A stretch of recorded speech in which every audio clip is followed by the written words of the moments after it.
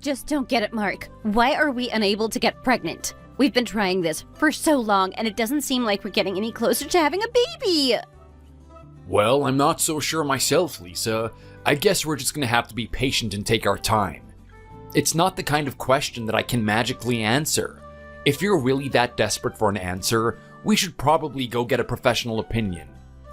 Well, I don't feel like doing that right now. I just want you to tell me how long it's going to take for me to get pregnant. Most of my friends were able to become pregnant so quickly. It's just not fair at all. Having children is very, very important to me and my family. I don't understand why everyone else has it easy. And are you sure that you're trying hard enough? I'm not really sure if this is about how much effort I put into it, to be honest. I know how badly you want children, so I've been doing my best to do as you want. Well, it's not working at all. Well, I've already suggested this to you, but maybe we should both go and get a fertility test. I'm sure the doctors can tell us if there's something wrong with us. No, I don't want to have to go to the doctors. What the hell am I meant to do with my life if the doctor tells me I'm infertile? I just can't have that happen to me. That would just be a complete despair for me. I mean, I think it's the best thing to do. They might even be able to give us advice, you know? I doubt that you're infertile too. That's probably a rare occurrence. I think it's just better if we get tested if you really want children that badly. There's no point delaying the inevitable any longer. I just told you that I don't want to do that. You need to do something about this. Get me pregnant somehow.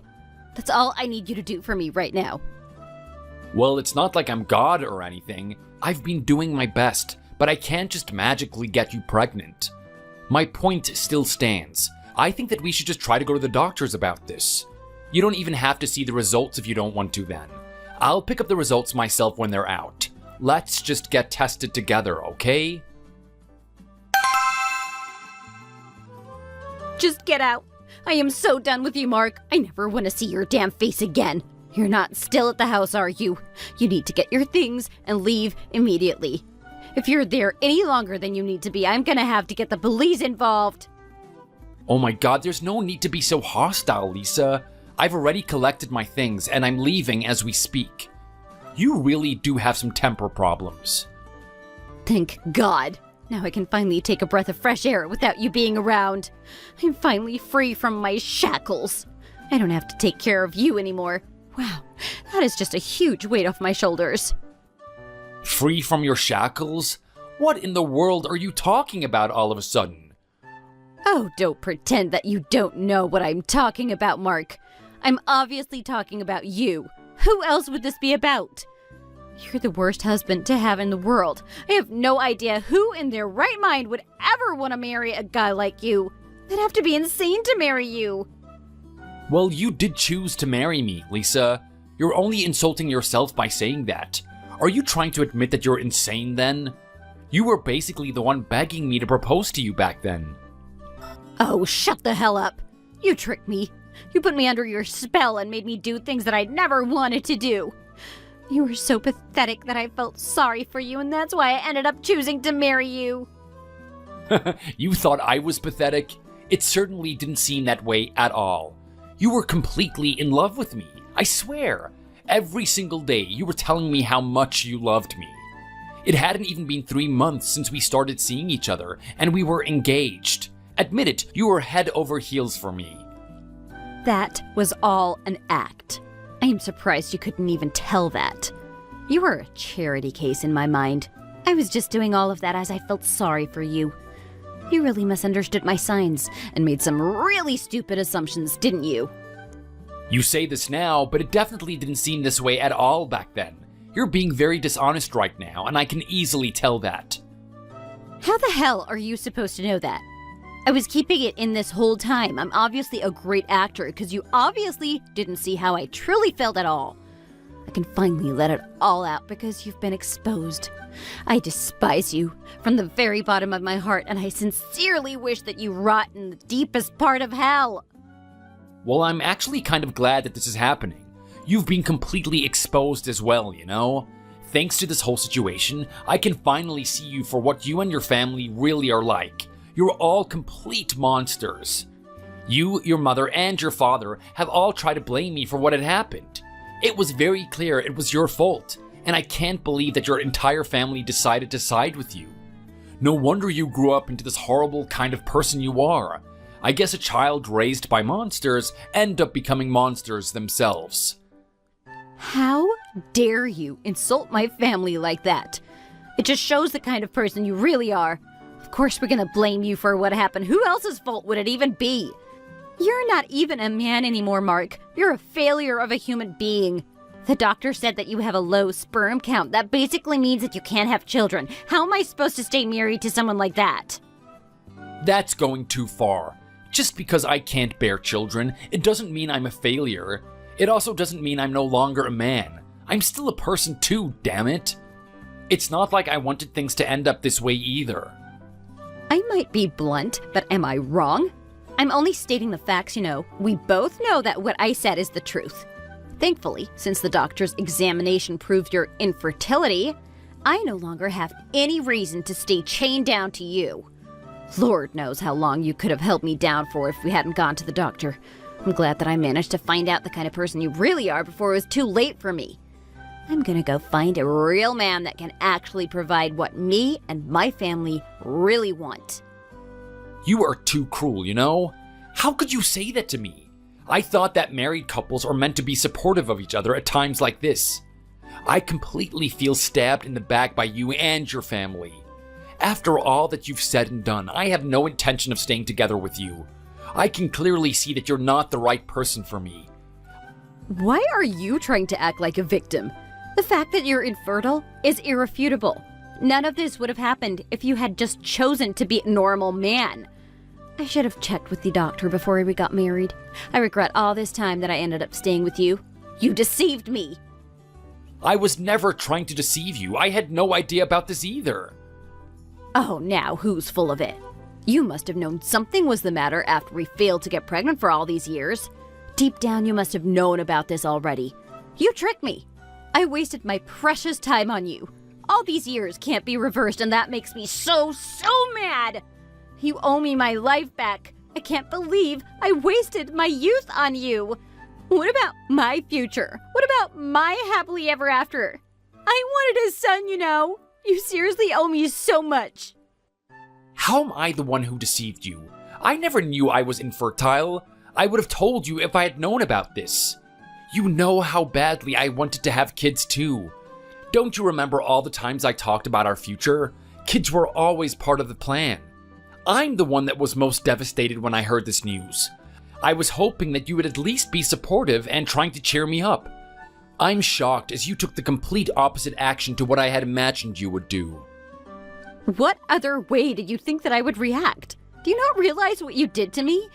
We were married for 3.5 years. I was trying so hard to become pregnant almost the entire time. I was deceived into putting my time and effort into a marriage with you. Who knows how long this would have gone on if I didn't insist on a fertility test for you. You might have tricked me for the entirety of my lifetime. Insist on a fertility test? You didn't insist on getting one at all. You were the one that was scared that might be the reason and continued to refuse to get tested. You kept avoiding it for over a year. Every week you came up with a new excuse. That's why I had to take initiative and get the tests. You should be thankful I ended up getting a test. Oh, as if I would be scared. I was a little hesitant, but who wouldn't be? Once I learned about the procedure, I was perfectly fine. Also, I was told that there was nothing wrong with me at all. You're the problem. You're the complete and utter failure that ruined all of this. You only have yourself to blame for this absolute mess. Yeah, whatever. You were terrified of getting the test results. You know it. You were whining about your life being over if you were infertile, that you would no longer be a woman. When the results came out, you couldn't even go by yourself, so I had to take work off to get the results for you. I don't know what you're talking about. None of that rings a bell at all. That wasn't because I was scared. It was because I was busy and didn't have the time to get the results myself. Anyway, does it even matter anymore? This isn't about me. This is about you being infertile and being unable to get me pregnant. That's the problem. Even if I wasn't infertile, I'm not just some baby-making machine to get you pregnant. I thought you loved me and married me because of who I am, not because of my ability to get you pregnant. If the test results were reversed, I would have still loved you for who you are. I wouldn't have started an argument and asked for a divorce like you did. Loved is in the past tense, by the way. There is no way I can love you now that I know what kind of person you really are. Wow, I really did hit the jackpot choosing you, didn't I? You're infertile and insufferable to talk to as well. The absolute worst of both worlds. Honestly, I could close my eyes and pick any man on this planet and he'd still be a better husband than you. Wow, you just don't stop, do you? Your attitude completely changed the instant you found out that I couldn't have children. I am still shocked to think that's the only thing you valued in our marriage. Of course, that's what I value. You aren't able to give me what I signed up for. My life plan was to have the perfect life with a perfect husband and 2 adorable children. Now that's impossible if I stay with you. I think anybody will react like this in my situation. That is not what you said before we knew the results of the examination. In fact, you were saying the complete opposite of that. Well, I don't remember what I said at all. Why don't you enlighten me then? You promised me that no matter if you or I were infertile, we wouldn't harbor any animosity towards one another. You promised me that you would still love me and that we would still be able to have a fulfilling life without children. That is what you said to me. You swore on your grandmother's grave, remember? I was really happy when you told me those words. At the time, I thought that I'd be able to spend the rest of my life with you no matter what happened. I guess that wasn't the case at all. That doesn't sound like what I would say at all. I would never make a crazy promise like that. Maybe you just heard those words in your dream. So now you're going back on your words then. That doesn't surprise me at all at this point. Before we received the test results, I was scared and anxious. However, your kind words changed me. I thought I made the right decision to marry you. I actually thought that you were the perfect wife. You said those words to me, and you know it. Well, even if I did say those words, things change. The reality is that I don't think I'll ever be happy with you now that you can't have any kids. Anyone would feel the same if their whole reality changed in front of their eyes. My perfect plan for my life came tumbling down, and it no longer exists. Well, your perfect plan was never perfect in the first place. You should have told me how important children were to you then. You promised to love and cherish me in sickness and in health at the altar. You're like a completely different person now. You and your whole family are full of two-faced liars. All of you berated me the day you found out about my infertility. Did you guys not think about how I would feel at all? Can you blame them? Everyone was in shock when they heard the news. The only thing my father was looking forward to in his retirement was playing with his grandson. His dream wasn't the only one that shattered into pieces that day. All of my family were really looking forward to me having children. I should be the one who was shocked the most. It felt like everyone was treating me as if I was a failure over something that I can't control. I expected all of you to be there for me and to be my pillar of strength in my time of weakness. I guess I expected wrong. You're acting like you're the main character of some tragic Shakespearean play. It doesn't work like that in real life. Every single day, you and your family verbally abused and attacked me ever since. I am never gonna forget some of those words you said to me. You guys basically told me that I had no right to keep living. What else were we meant to do? You forced us into this kind of situation. I told you I wanted a divorce, but you refused. If you really loved me, you'd think about my situation and realize that I wouldn't be happy if I stayed together with you. You should have just agreed to the divorce from the very start, and I'm sure that all of us would have left you alone. It shouldn't matter if I agreed or not to the divorce. The words you said to me were unacceptable no matter what the situation was like. Do you know how much you hurt me with your words? I just found out I was infertile, and I had no support from my wife. I spiraled into depression because of you. You and your family turned your backs on me the second I didn't fit into the image of your dream. Oh, please. Everyone feels down from time to time. Stop making it sound like such a big deal. I am a person, a human just like you and your parents. I deserve the decency to be treated as one. If you are no longer fertile, then you aren't a man.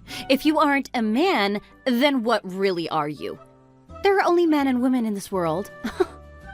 First of all, I'm still a man despite not being able to get someone pregnant. Second of all, there are all kinds of people in this world. I thought you'd be more open and accepting, especially of your husband. I think you mean my soon-to-be ex-husband. We'll be divorced soon enough, and we'll have nothing to do with each other any longer. I sent the papers to my lawyer just now. With any luck, the annulment will be official by the end of the week. None of this matters anyway. Thank the heavens for showing me you aren't worth being married to. I'm glad that I can finally put an end to this dead-end marriage.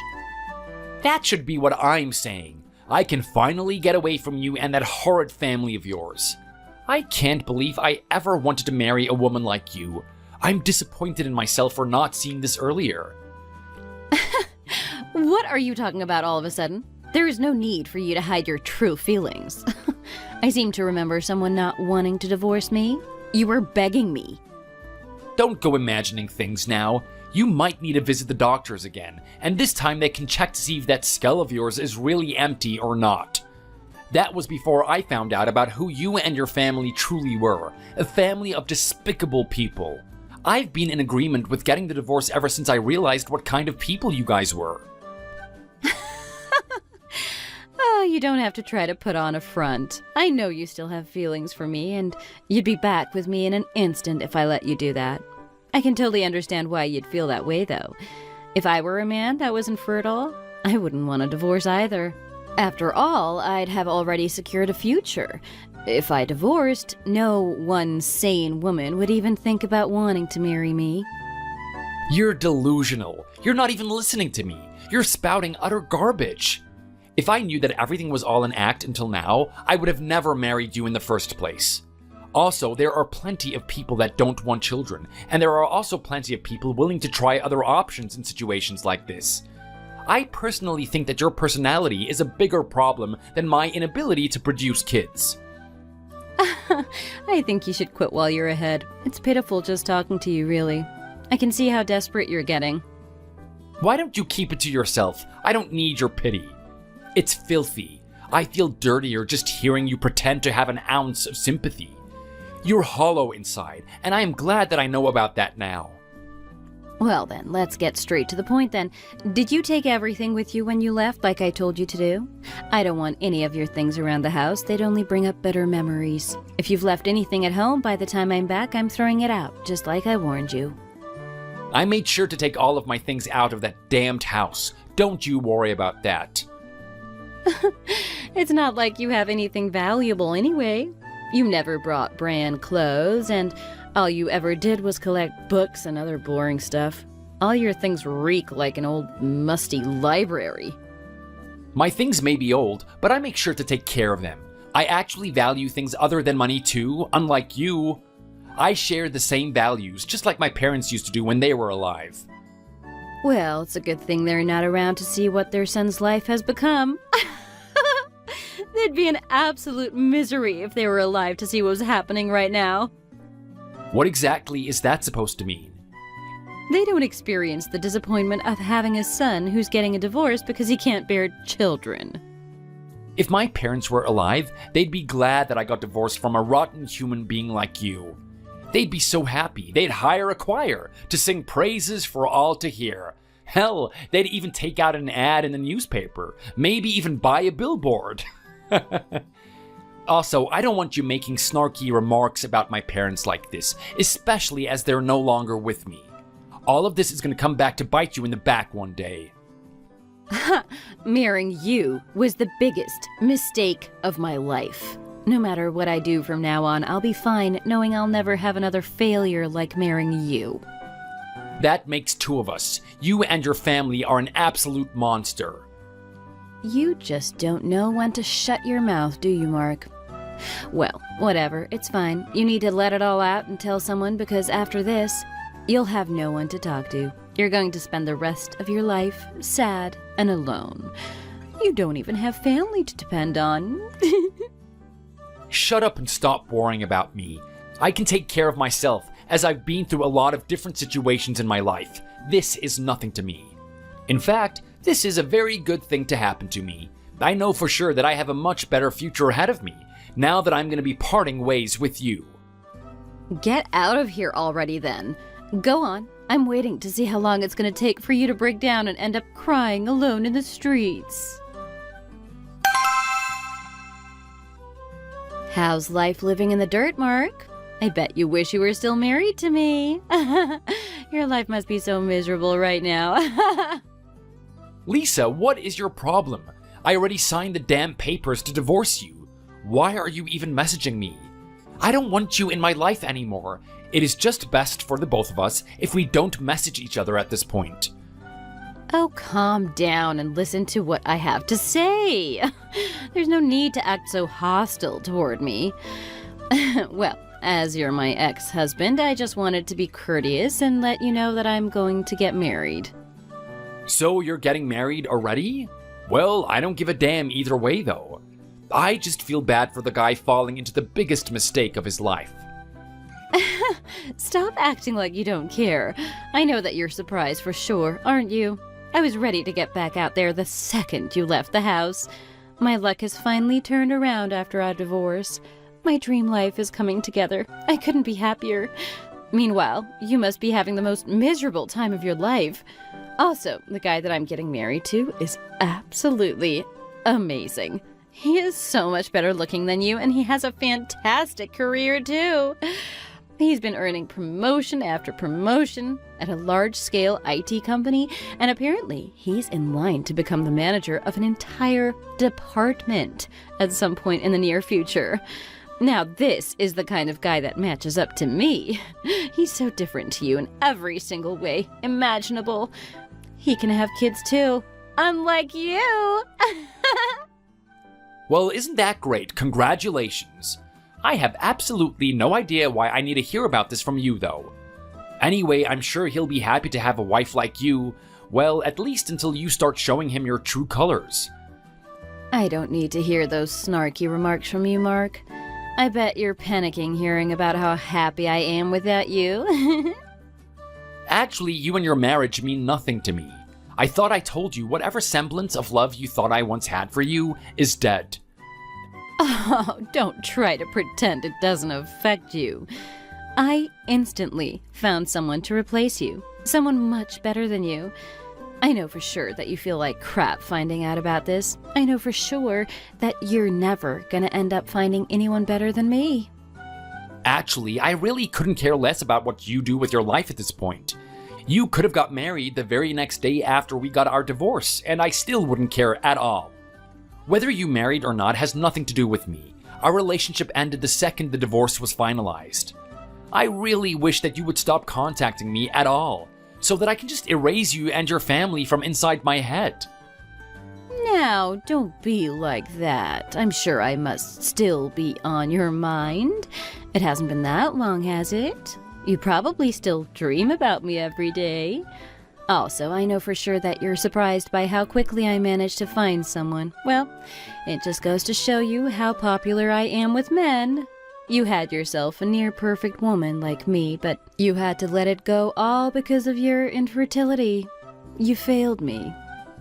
That's great that you're so popular. I'm sure all those poor men were lining up to be with you. They just don't know what they're in for yet.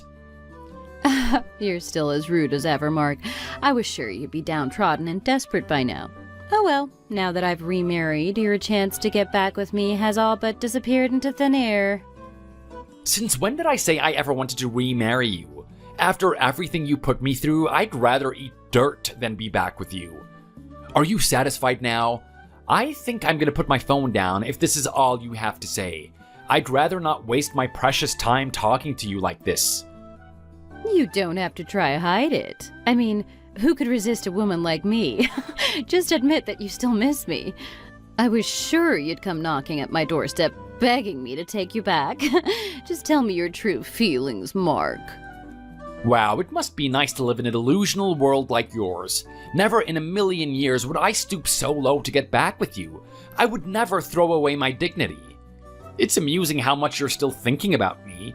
I must be living rent-free in your head. Seems like you're the one that regrets getting a divorce from me. Mark, you're the same as always. You're always so mature, trying to act like an adult. Deep down, I know you're just a sad and lonely little man-child. I can clearly see that you're not telling me how you truly feel. I'm simply speaking to you in a manner fitting to our relationship, which is to say, absolutely less than strangers. We both despise each other, so there's no need to be talking in a mature or kind manner. Wow, look at you trying to sound so smart. What about you then? How is your new life after finding out that you're a complete failure of a human being? Found new love yet? Although I doubt anyone would want to date you now. Your life must be so difficult now. I haven't. I'm not searching for anyone right now. In fact, I'm enjoying my newfound freedom. It's amazing not being around you or your family constantly trying to put me down. There it is. I knew you'd be single. I knew it. Am I never wrong or am I never wrong? I'm always right. I've definitely won our post-divorce. I'm already getting remarried again and you're not even close to dating anyone. You're gonna die alone in this world. Ha! Sucks to be you. I keep telling you I don't need a partner. I'm focusing on myself right now. I'd rather not make another mistake like you. Honestly, I think it's better to take a long break after a divorce like ours. I feel like you're just pushing back into things. I guess you really can't forget about me, can you? It must be hard knowing you let the best thing in your life slip right through your fat little fingers. You're saying that I'm rushing because you really don't want me belonging to any other man. I feel like talking to you is pointless. Every time I say something to you, you just twist my words completely. I'm having the time of my life right now, actually. I just recently got a new job at a local magazine. Now that I'm single, I have the time to focus on the things that I want to do. I can enjoy my life however I see fit.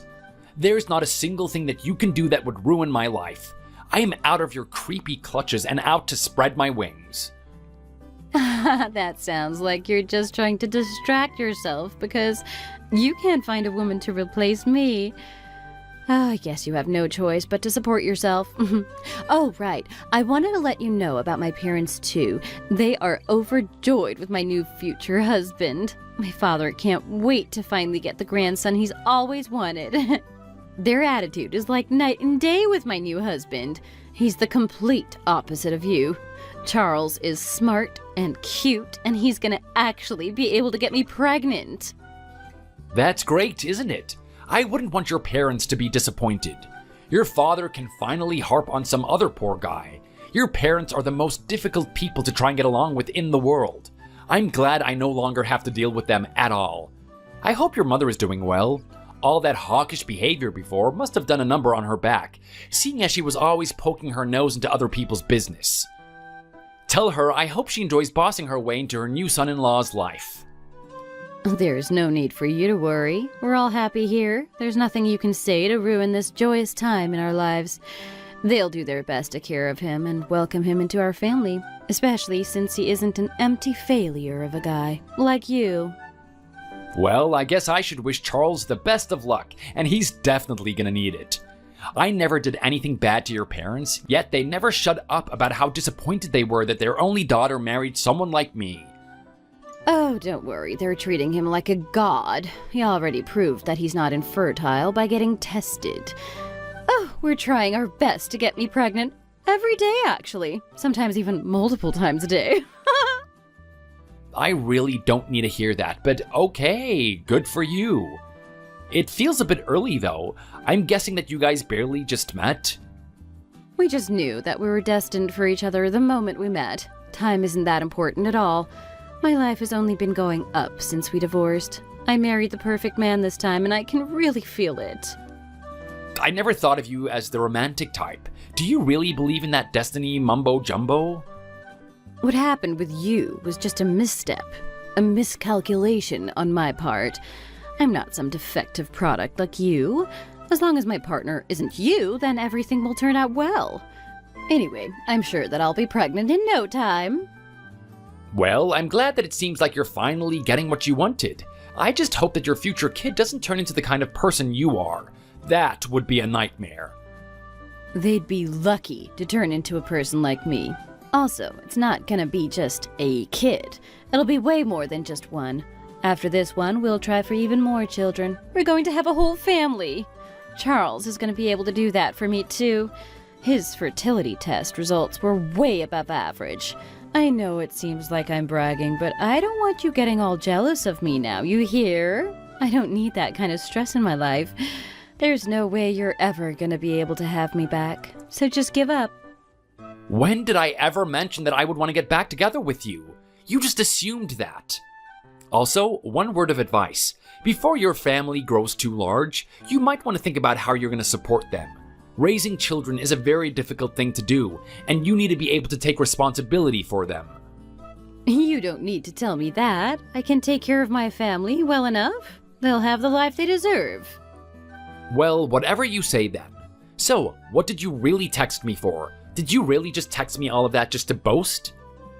There's no hidden meaning. You're my ex-husband, so I thought that it would be a good idea to let you know about my future. I didn't want to keep you in the dark. Who knows what you would do to get back together with me? This way, everything's clear-cut. Now you'll definitely have to give up on me.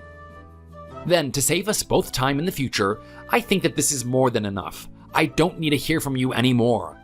I have absolutely zero intention of ever pursuing you again.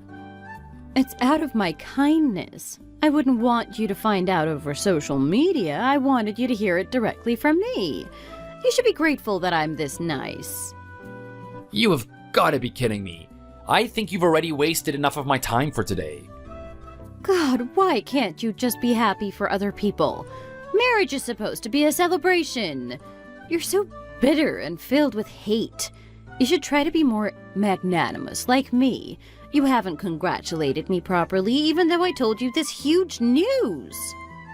So I should be happy for my ex-wife who divorced me because I can't have any children? Why in the world would I ever want to be nice to a selfish and self-centered brat like you? What? You don't want me to be happy? You should be congratulating me. In fact, I expect a wedding gift. Think of it as a sign of friendship between us. We can put all this bitterness and scorn behind us. You better get me something really nice and expensive as a gift. That's the least you can do to make things up to me. You owe me this. Are you an idiot? I don't owe you anything, and there is absolutely no way I'd get you a gift for your wedding. What kind of garbage are you spewing? Wow, you really are a stingy piece of crap, aren't you? All your clothes were from secondhand shops, too. I really did make the right choice to get a divorce. I just couldn't continue to live with a man who has no sense of generosity. What are you even talking about? You and I both know the real reason you divorced me. Don't try and twist things. This is what I'm talking about. You're so narrow-minded. I'm telling you, you have to look at the bigger picture. No matter how much time passes, if you hold on to that bitterness, you'll never find a new woman to get married to. You should just get over it. Show a little compassion and be happy for me. Get me a nice wedding gift and we'll call it a day. I will definitely not be getting you anything. After what you put me through, I'm not forgiving you easily. Just forget it. Oh, stop being like this. I'll even invite you to our wedding. You can watch in misery as I get married to my new husband. No, thank you. I think I'll be just fine not going to your wedding. Why not, though? It's a great opportunity. You never know who you could meet. You might even find someone. Weddings are a great place to meet other single people, you know. Don't you want to find someone? What if you find your soulmate there? Actually, I guess that's kinda impossible for you, as no sane woman would want to be with an infertile guy like you. I keep telling you, but you can't seem to get it through that thick skull of yours. I'm not interested in finding someone. Oh, you're just trying to avoid reality by saying that kind of stuff. I know that you don't really mean that deep down. Just come to my wedding. I need to make you watch me become happy. I told you I don't care that you're getting married. It has nothing to do with me. Rather, it would be awkward if I came. It wouldn't be awkward for me, but what if the other guests got the wrong idea? They might think I still have feelings for you. So you do want to come then? I knew it. How in the world did you come to a conclusion like that? It's okay to be more honest. I know you really want to go. You're just using other people as an excuse to not come. You're scared of what other people think of you. It seems like you've got the wrong idea again. You're reading too deeply into things. You're just twisting my words as usual. Oh, just shut up and stop being so difficult about this. I want you to be there. It'll be a show to have my ex-husband at the wedding. I'm sure it'll make the ceremony even more enjoyable. It'll be some entertainment for all the other guests. You really do have a twisted sense of fun, don't you? Oh, why don't you just have fun for once in your life? Weddings are fun no matter whose wedding it is.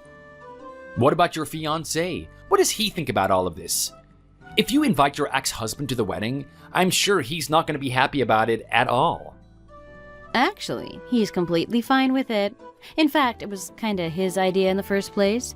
He wanted to know what kind of guy my ex-husband was like, and I want him to know that he's a much better man than you. That's why I want to introduce you guys to each other at the wedding. I really don't get either of you. If I was in his shoes, I would not want my future wife's ex-husband at the wedding.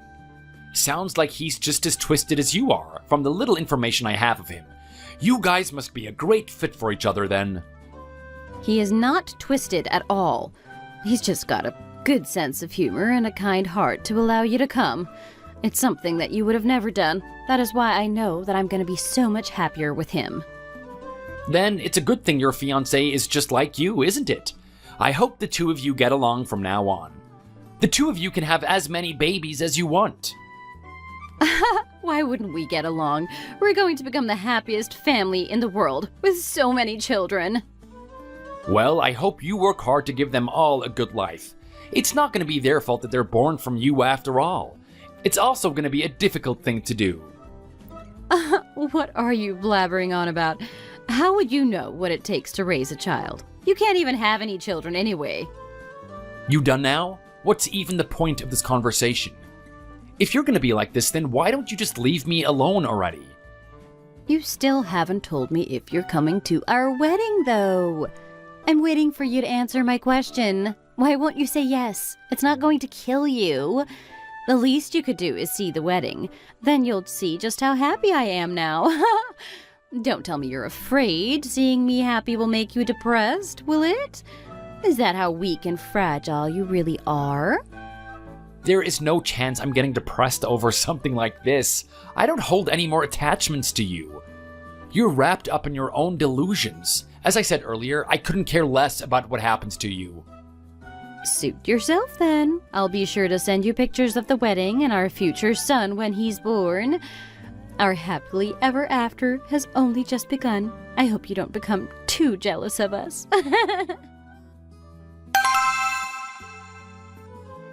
What is the meaning of this, Mark? What the hell did you do? Answer me now. What are you talking about all of a sudden, Lisa? I don't remember doing anything to you at all. Don't try to change the subject. I'm talking about the test results. Test results? I have no idea what this is about still. You know the one I'm talking about. Don't try to play coy with me. I'm talking about the fertility test that we took together. I went in for another test with the same doctor that we went to see months ago. Oh, you meant those tests. Why are you bringing them up now? Are you trying to rub it in my face again? As I told you last time, I really don't care what happens to you at this point. You're a stranger to me. You very well know why I'm bringing up those test results right now. The doctor asked me how I was dealing with my infertility. He kept on asking me if I wasn't feeling too down about it. It wasn't you who couldn't conceive, it was me! Oh, so you already managed to find out about that? I thought I could have hidden it a little longer until after you were married. Were you hiding this from me this whole time? Weren't you the one who said it was you that was infertile? How could you lie to me like this? I can't believe that you had the audacity to play tricks like this on me. I am so furious at you right now. Can you really blame me? I actually tried to do something for your sake. You were already so anxious about the results. You were talking about giving up on your life at that time. As your husband at the time, I couldn't just let that happen. What kind of husband would I be if I did that to you? I didn't want you to suffer knowing that you couldn't have children, and that's why I had no other choice but to lie to you. You freaking liar! So you did lie to me then, you dishonest piece of trash. You've ruined my life by doing this. I hate you. I hate you. I just did what I thought would be best at the time. If we couldn't have children, I wanted to take away that burden from you. That's why I lied, and said that I was the one that was infertile. That way, it would be shared between the two of us. Well, that was before I knew you and your family's true colors. I was planning on spending the rest of my life with you at the time, but I guess that was a stupid thing to assume. You're just being petty about this. You're trying to make it sound like you did me a favor or something. Well, you didn't. I just did what I thought would be best for our marriage back then. I would have done anything for you. I couldn't stand seeing you wallowing in your own pity and worrying if you were going to be able to have children in the future. But it turns out, I didn't even need to do any of this. Your horrible self came oozing out as soon as I told you it was me that was infertile. So you're telling me that what the doctor said to me is really true then? I'm the one who's infertile? You're not the one that was infertile? Yep, you heard it yourself, didn't you? The doctor would never lie to you. You're the one that's never going to be able to become pregnant. It doesn't matter how good your new husband is in bed. It's not going to change anything for you. Why didn't you say anything when everyone was angry at you? You could have said something back then and we wouldn't be in this kind of situation right now. Yeah, that was a horrible period of time, and I really did just want to tell everyone the truth. It still brings up bad memories. However, I chose to keep quiet about it, as I was able to see what type of person you truly are. Thanks to that, I decided I was better off faking it until we got divorced. There was no way I wanted to stay with that awful family. I wanted to get a divorce from you for sure, and the best way to make sure of that was to keep up the lie. You were playing games with me this entire time then? Was all of it just an act? It seemed like you were reluctant to get the divorce from me, though. If you were just looking for a divorce, why didn't you just serve the papers? We wouldn't have had to go through this whole ordeal. Well, I also wasn't in a rush to get a divorce from you for another reason. I needed some time to collect evidence. What are you talking about? Evidence. You're not making any sense at all. Now who's trying to play coy, Lisa? I'm talking about your dirty little affair you were having while we were married. Don't think that I didn't know about it. It was so damn obvious, you know? I don't know what you're talking about. How could you accuse me like this? I wasn't having an affair at all. I was an honest-to-God, faithful wife. Oh, I had my suspicions. After the results of the examination came out, there was something off about you. It wasn't how a wife would normally act after hearing the news that her husband was infertile. It felt like you no longer cared for me. You have no proof of this at all. You're just being crazy if you really believe that I would do something like this. You aren't even listening. I was gathering evidence because I was suspicious. I needed to be sure. If I divorced you too soon, it wouldn't be odd for you to meet up with another man now that you were single again. However, if you were seeing someone before we were officially divorced, then that was a different story. Why are you beating around the bush? Just get to the point. You don't even know if I was doing this for sure. You're just making empty accusations at this point. Also, what's the point of even gathering evidence? Oh, you don't know if these are empty accusations or not yet. I'm talking about the alimony, you idiot. If I had evidence of your affair, then the judge would side with me and award me the majority share of your assets. I haven't heard anything of the sort from my lawyers. Stop making up stuff like this. What would be the point in bringing it up so early? If I did that, then you would have done your damnedest to destroy the evidence. I couldn't have that now, could I? Legally, I had over a year to get ready for the case. I wanted to find the best possible time to serve you your papers. I was biding my time, lying in wait, just like a predator stalking his prey. I was waiting for the opportune moment to tell you about this, so that I could win my case against you. Who the hell talks like that? What do you mean, opportune moment? Well, the moment me and my lawyer finished collecting and organizing the evidence. We're completely ready now. So yeah, it's about time you own up to what you did and pay me as compensation, or we get caught over this. Whatever sick joke you're trying to play on me, it's no use. I am not going to be paying you anything. Oh yeah, you will be. I know that you were seeing this guy called Charles from long before we were divorced. I also know there were a few other random guys. Anyway, you and Charles are gonna be paying me a lot of money for having an affair. Also, I kind of have some word of advice for you too. I'd be really careful of Charles, as I think he's still married to another woman. I had my detective check into him when I was collecting evidence, and he still had a wife while seeing you. I think he still does now. Wait, what? You're just saying this to try and make me worried, right? He would never do something like that to me. He's the guy that I'm destined to be with after all. Well, you're both dirty cheaters, so I guess that you're correct in that sense. Both of you are perfect for each other. Also, I doubt that he really wants to have children with you anyway. He already has a family of his own, and it doesn't seem like he's doing well financially at all. I doubt that he'd want the burden of extra children. He was probably planning on cutting ties with you once you became pregnant. He's still with you just because you haven't become pregnant yet. I'm guessing that you're just a casual woman to him? All that stuff he promised you is all just a lie. Oh, and also, you're infertile, so I guess he couldn't make your dream come true either way. This is all a lie, right? Please tell me it's all a lie. I still haven't even processed the fact that I might be infertile. I might never be able to have children ever in my life. My parents are really looking forward to the day that I give them a grandchild. Am I really not going to be able to give that to them? Also, Charles is the perfect guy. He told me that he loved me and he was serious about me. That's why we've already started planning out our wedding. I'm really gonna need him to support me if it's true that I'm infertile. I'm never going to be able to go through this trauma myself. Did you just hear what you said? You're really gonna need support from him if it's true that you're infertile. Do you not realize what you did to me when you thought that I was infertile? You insulted me and put me down. You even asked to get a divorce from me. You think that you should be treated differently now that the situations are reversed? You don't deserve any support from anyone after what you did to me. Wait, but that was a completely different situation. I've always wanted children my entire life, and I also had the added pressure from my parents, too. Stop trying to make our situation sound like the same.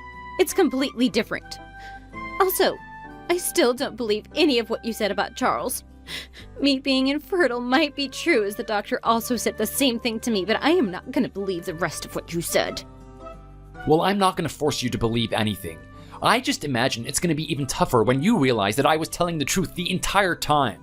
You may as well believe me and try to move on in life already. I am not going to fall for a trick like that. I can't ever trust you again after the way you lied to me about you being infertile. You're also not getting away with lying to me like that. I'm gonna make you regret it for sure. What you did was absolutely criminal and you'll be punished for it. Oh, I did nothing bad to you. I just lied to you in your best interest. Oh, you most definitely did. Now you're trying to trick me into thinking that Charles is cheating on me? It's obvious that what you're doing to me is pure evil. Do you even have evidence to back up the claims you made about him? I might have some evidence. I might not. Why don't you ask that husband-to-be of yours? I'm sure he'll be happy to tell the truth about everything. Just tell me the truth already. Stop playing these games with me. If you're going to serve me the papers, then show me the evidence you have on us. Since you're asking so nicely, I just might tell you the evidence that I have then. Your fiancé Charles is a failed musician, right? I'm sure that he was very desperate for money.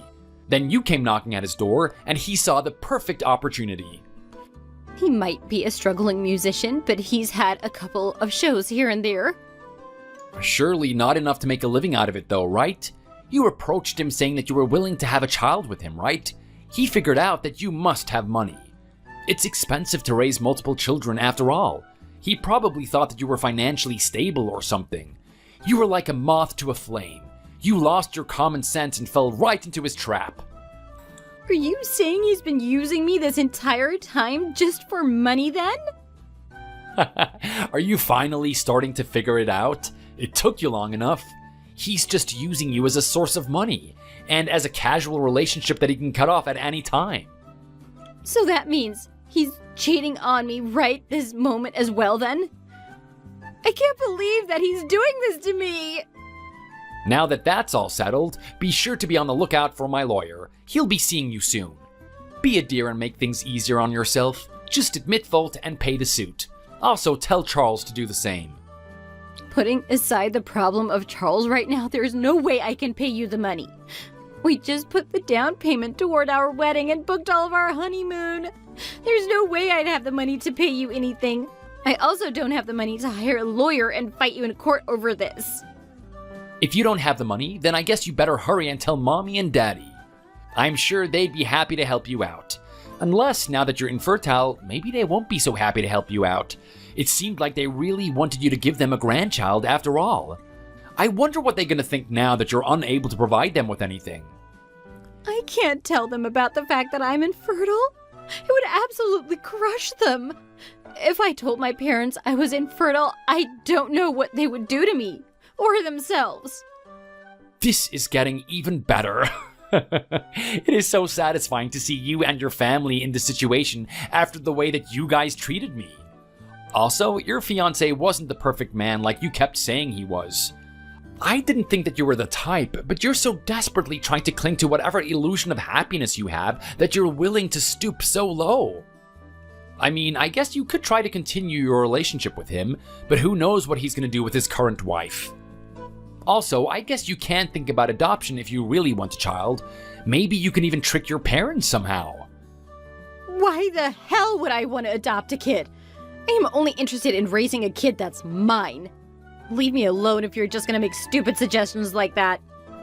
You have a point there. In any case, it has nothing to do with me, and I should just leave you to your own business now. Deal with your own problems however you need to. Don't forget what you owe me. As long as you do that, I don't need to come after you any further. If you don't, then it'll only cause you more problems. Just make sure that you obey the conditions that my lawyer will show to you. Wait, stop doing something so ridiculous to me. There has to be some other way we can settle things. I already told you I don't have the money. Charles has actually been taking a lot of my money, too. He kept on saying that he was going to put it to good use to prepare for our future child.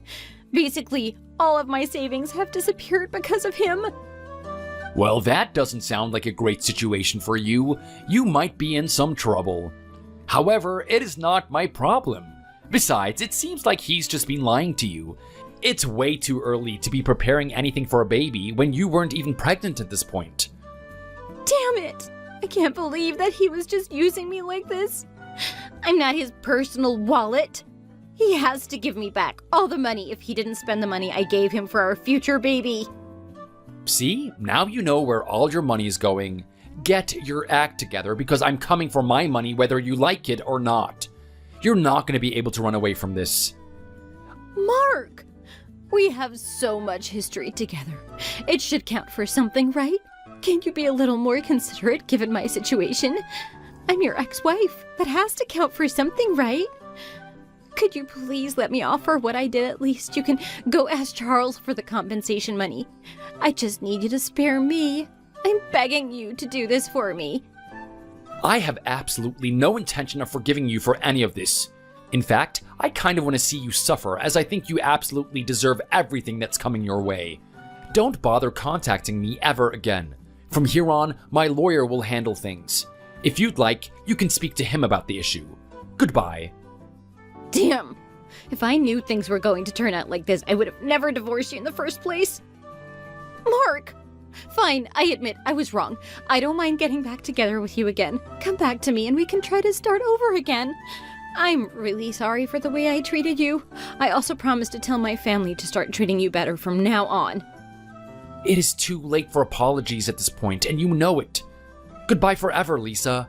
This is going to be the very last message that I ever send to you.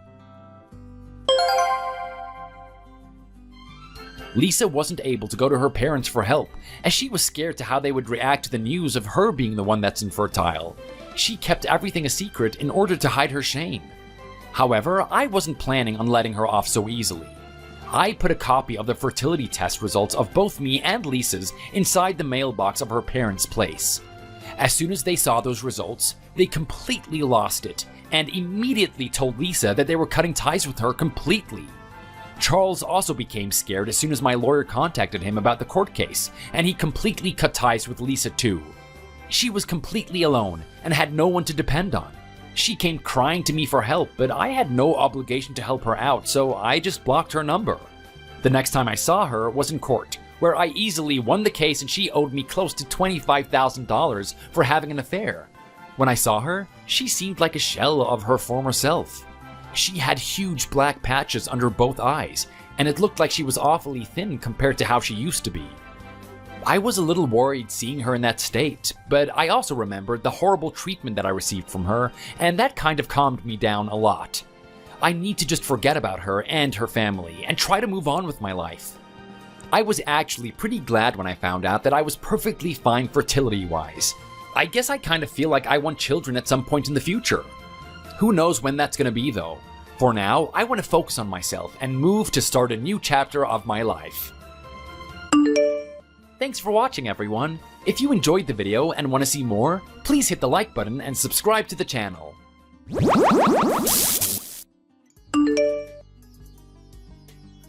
Mom! Mom! Mom! For heaven's sake, what is it, Rachel? Mom, wait for me! Oh, I'm all out of breath. Why did you have to make me run? There's no need to run so fast. Surely it's not that hard to catch up with me. You're going to pass out if you overexert yourself. Did you not hear me calling you, Mom? I was literally screaming at the top of my lungs. It was impossible for me to have shouted any louder. Nope, I didn't hear you at all. I've been calling you and running after you since I was at the bus stop. Did you seriously not hear me at all?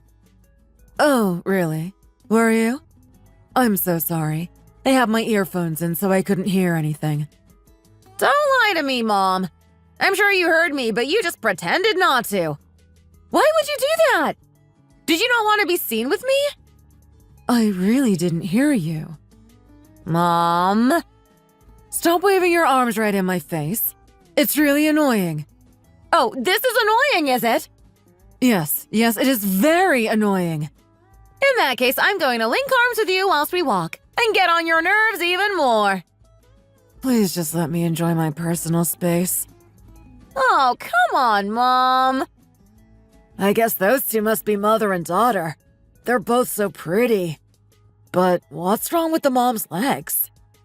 Oh dear, looks like she has a really serious limp. Maybe she had polio as a child or something. Looking at her age, that could definitely be a possibility. It's such a shame that her pretty face is ruined by such a terrible limp. Her daughter seems to take after her a lot. They're both so strikingly beautiful. Excuse me? Yes? Could you please stop staring at my mom's legs?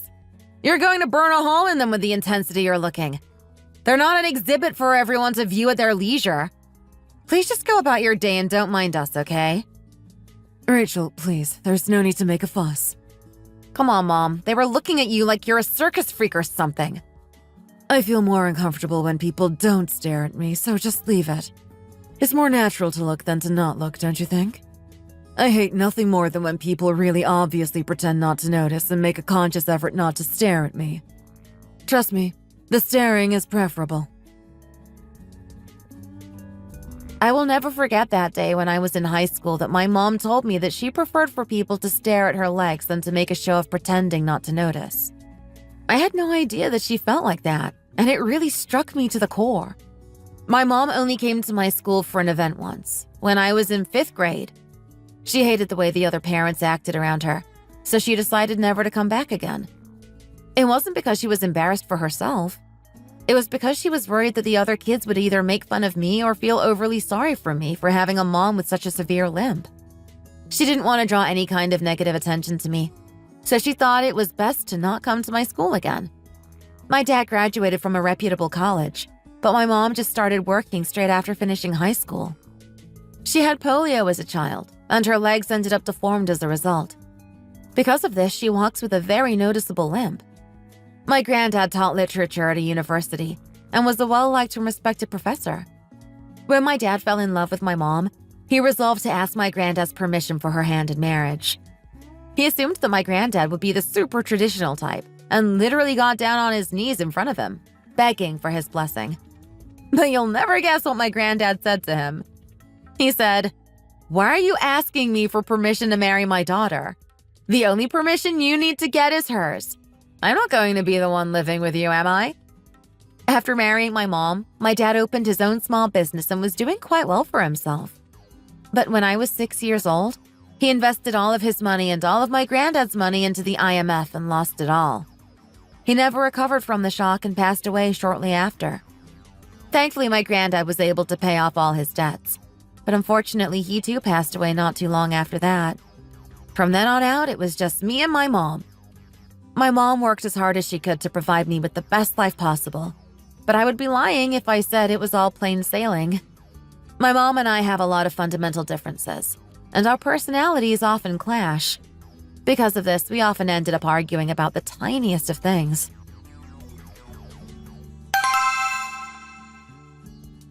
Rachel, come into the kitchen this instant. What's wrong now, Mom? Did you eat these eggs? Why would you do that when you have your own eggs? These ones are mine, so make sure you don't touch them from now on, okay? There should be no yours and mine between mother and daughter. Surely either of us can eat anything we like from this fridge. We both live here after all. No, your eggs are the 10-pack on the top shelf, okay? So don't go touching mine. When I come home late and you have to cook for yourself, those are the ones you should be eating. Understood? So which ones are yours then? Mine are the 30-pack on the bottom shelf. Why do you gotta have so many more? Where are the rest of mine? Did they hatch and you're secretly raising the baby chick somewhere? What are you talking about? Mom, calm down. It's just a joke. Well, your sense of humor is just plain silly sometimes. But seriously, why do I specifically need to eat the eggs on the top shelf? Because those are free-range, high-quality eggs. The ones I bought for myself are the cheap ones that aren't that good.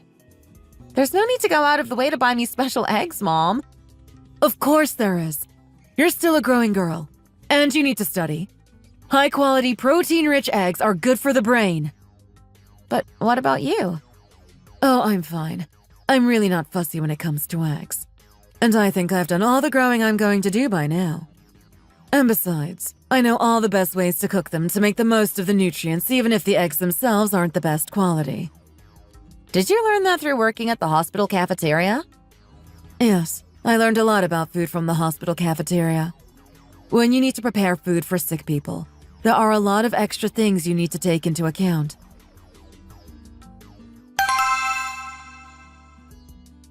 The other kids in my class did give me a hard time because of my mom's limp after she came to my school for an event when I was in 5th grade. People kept saying she was disabled and she walked like a total weirdo. The rest of elementary school was basically hell for me after that.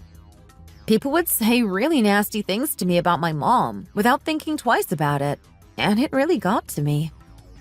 Well, I love you regardless of everything. I know that you love me. But the fact is that you still haven't told your family about my mom. I am going to tell them soon, so don't rush me, okay? Words are nice and all, but I really would like to see some actions. This waiting game is getting a little frustrating.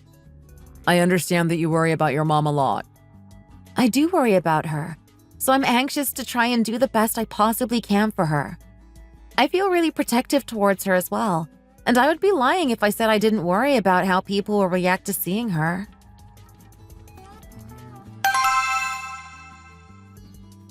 Hi, Rachel. Where are you? Are you close by? Hi, Beverly. Yes, I'm not too far away now. I just got off the bus and I'm walking the rest of the way to your house now. There are probably 2 or 3 blocks left. You should be passing the supermarket by the crossroads around now, right? Yes, I am. Do you need anything else for the dinner tonight? Is there anything you would like me to pick up for you? Oh, of course not. I wouldn't want to create work for you when you're coming over especially to see us. And besides, I'm always prepared. Okay then, if you're sure. So the reason I'm calling you right now is to ask you if you can say that you were with me until 30 minutes ago if my husband asks. Why? He's going to start going off at me for wasting my time and money on stupid things otherwise. Did you go somewhere today? Yeah, I went to get my nails done and also went to the aesthetics clinic to get their newest skin treatment. Ah, of course you did. He's going to get annoyed at me that dinner isn't going to be ready on time because I spent too long outside. But if I say I was with you, he'll be absolutely fine with it because he likes you so much. Ah, I see. I suppose he is the kind of person who doesn't like to get his dinner served more than a minute late. So don't forget, okay? Make sure to tell him that we were together. What should I say if he asks me what we were doing together? Oh, it doesn't really matter what we say we did. As long as he thinks we were together, he'll be happy. Okay, got it. Thanks, Rachel. I really appreciate it. I'm hoping you'll be willing to let me use you as a shield a little more in the future. Of course. Just let me know when and I can come up with a list of all the places we went together. Amazing! Oh snap, he's heading into the kitchen now. I don't want to get busted already. I better hang up. I'll see you later, okay?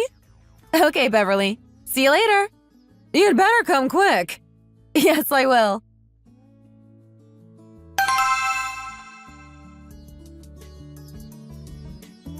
Hi, Rachel. Come on in. Hi, Beverly. Could you come and help finish off the dinner? Edwin is in the shower. Yes, of course I'll help you. I'm trying to make sure everything is done before he gets out so he doesn't start nagging me. Is Vanessa not helping you out at all? Oh, there's no point on asking her. She'll just drop things and start spilling things everywhere. Honestly, it's a good thing that girl is good at studying, because she for sure isn't good at anything else. She is very studious. Not many people would have the drive to quit their full-time job to start a PhD in their 30s. Well, most of the time I wish she hadn't decided to do that, but well, it's her life at the end of the day, isn't it? You can wash your hands just over there. When you're done, could you cut the vegetables for me? Yes, of course. Hey, do you not notice anything different about me today, Rachel? Is my skin looking even more glowing than normal? Oh, well, your skin always looks so radiant and youthful, so I didn't notice at first, but now you mention it, you are looking an extra few years younger today. Oh, you do know how to flatter me. Edwin would never notice these things. I suppose it's for the best. That way I can get away with spending money without him noticing. So normally I go to your typical run-of-the-mill aesthetic clinic nearby, but today I treated myself and I went to the spa in the 5-star hotel downtown today. Oh, really? Was it good? It must have been expensive. It was amazing! I felt like a queen! I've never been so pampered in my life. The treatment cost me $400, but Edwin doesn't need to know about that, okay? And what makes you think that I won't just tell him? If I really start seeing a difference after this treatment, I can arrange for you to get it done as well at a discounted price. You already have beautiful skin, so it would be a quick fix. Mom, don't you think you're going a bit too far with all this? Oh my gosh, you startled me! What are you doing here? You shouldn't just materialize out of nowhere like that. I didn't ask you to come and help anyway. Hi, Vanessa. Oh, hi, Rachel. Nice to see you. Mom, you really need to stop spending so much money on beauty treatments. Most of them are scams anyway. Well, I don't really see what the big deal is here. Some people choose to spend $400 on a trip. I choose to spend $400 on a beauty treatment. People should spend their money on what makes them the most happy. And these skin treatments are what make me happy. Going on weekends away makes you happy, right? You're going to Hawaii for your birthday this year because you enjoy traveling and it's your way of treating yourself, isn't it? So just think of this skin treatment as my weekend away. This is the Hawaii of skin treatments. I really don't think the two can be compared so easily. Well, I think it's a great point of comparison. And besides, I don't spend money on anything else, do I? What's so wrong about me splurging on this one thing? People should be allowed to do whatever they like with their money without getting judged. But it's not your money, is it, Mom? It's Dad's money. What right do you have to use it on something silly like this when you didn't earn it? Excuse me. Well, the way you spend money without a second thought would make anyone think that you were born with a silver spoon in your mouth. What do you know? $400 is actually quite cheap for a high-end treatment like this. And anyway, it's not like I go there all the time or anything like that. Today was the first time I ever got this treatment done, and it will probably be the last time in a while. Next time, I'll probably just go back to my regular place and pay the normal price. Well, I still think that spending $400 on a skin treatment once is one time too many. What do you think the other housewives your age in the neighborhood would think of you if they heard this is what you were doing with your husband's money? Oh, why should I care what they think? They can get on with their lives and I'll get on with mine. And besides, I've been using the money your dad gives me each month to save up for this for quite a while now. So don't say I go around acting like I was born with a silver spoon in my mouth when this is actually something I only get done every once in a blue moon. So stop assuming the worst of me and quit your yelling. And what do you think you're wearing? You look so tacky. You might as well be wearing pajamas. We have a guest. At least try and make some kind of effort to look nice. Well, I didn't expect to be caught in an outright war between mother and daughter today. I have no idea how these two are able to live under the same roof. Honestly, Mom, it's impossible to just have a normal conversation with you. It makes me not want to talk to you at all. That's fine with me. I don't really want to talk to you either. You're always so interfering and you seize any opportunity you get to criticize me. I wasn't even telling you about my skin treatment. I was telling Rachel. But you felt like you had to butt in for some reason. You're so immature sometimes, Mom. I also hate it when you go fishing for compliments like you just did with Rachel. Obviously, she's going to say your skin looks nice if you ask her like that. You basically backed her into a corner. It's sad the lengths you feel you need to go to just to get some kind of validation. Quit yapping and go brush your hair. You look like you've been dragged through a hedge backwards. You're just jealous that I'm looking so pretty. Go and take a good look at yourself in the mirror before you start making comments about other people's appearances. Oh, Mom, you actually go around thinking you're pretty? That's a little sad. How little self-awareness you have. I don't know what makes you think you have the right to talk to me like this. I'm your mother. Show some respect. Both ladies really seem like a force to be reckoned with. You know what? Just go back into your room and carry on doing whatever it was you were doing in there. Stay out of my business and don't interfere. Well, I won't have enough time to finish the thing I was studying before we eat dinner, so I'm just going to stay out here. Just admit that you're not cut out for it and drop out of your PhD program already. You had such a good job. I really don't know why you had to quit it just to do a PhD. How many years has it been now? I can't see you ever getting your PhD at this rate. Wow, Mom. Thanks so much for all your love and support. What's going on out here? Why are you all yelling? Hi, Edwin. How are you? Oh, Rachel. You're already here. When did you arrive? Oh, just around 5 minutes ago. And where's Justin? Did he not come with you? He'll be finished with his work thing in an hour, so we'll join us then. Oh, really? Well, I'm hungry, so I'm not waiting another hour to eat dinner. So let's tuck in already. Oh, don't worry. He's having dinner with his coworkers, so he said we can go ahead and eat without him. Oh, great. No need to worry then. Honey, so the reason that Rachel and I didn't arrive together is because she said she had to go to the library and I obviously needed to rush back to prepare the dinner. Isn't that right, Rachel? Yes, that's right. I had some books that were more than 3 months overdue. I had to pay the fine and everything. Anyway, sit down, honey. It doesn't look like everything is ready, though. There still seems to be some stuff in the kitchen. Oh no, it's just a few finishing touches.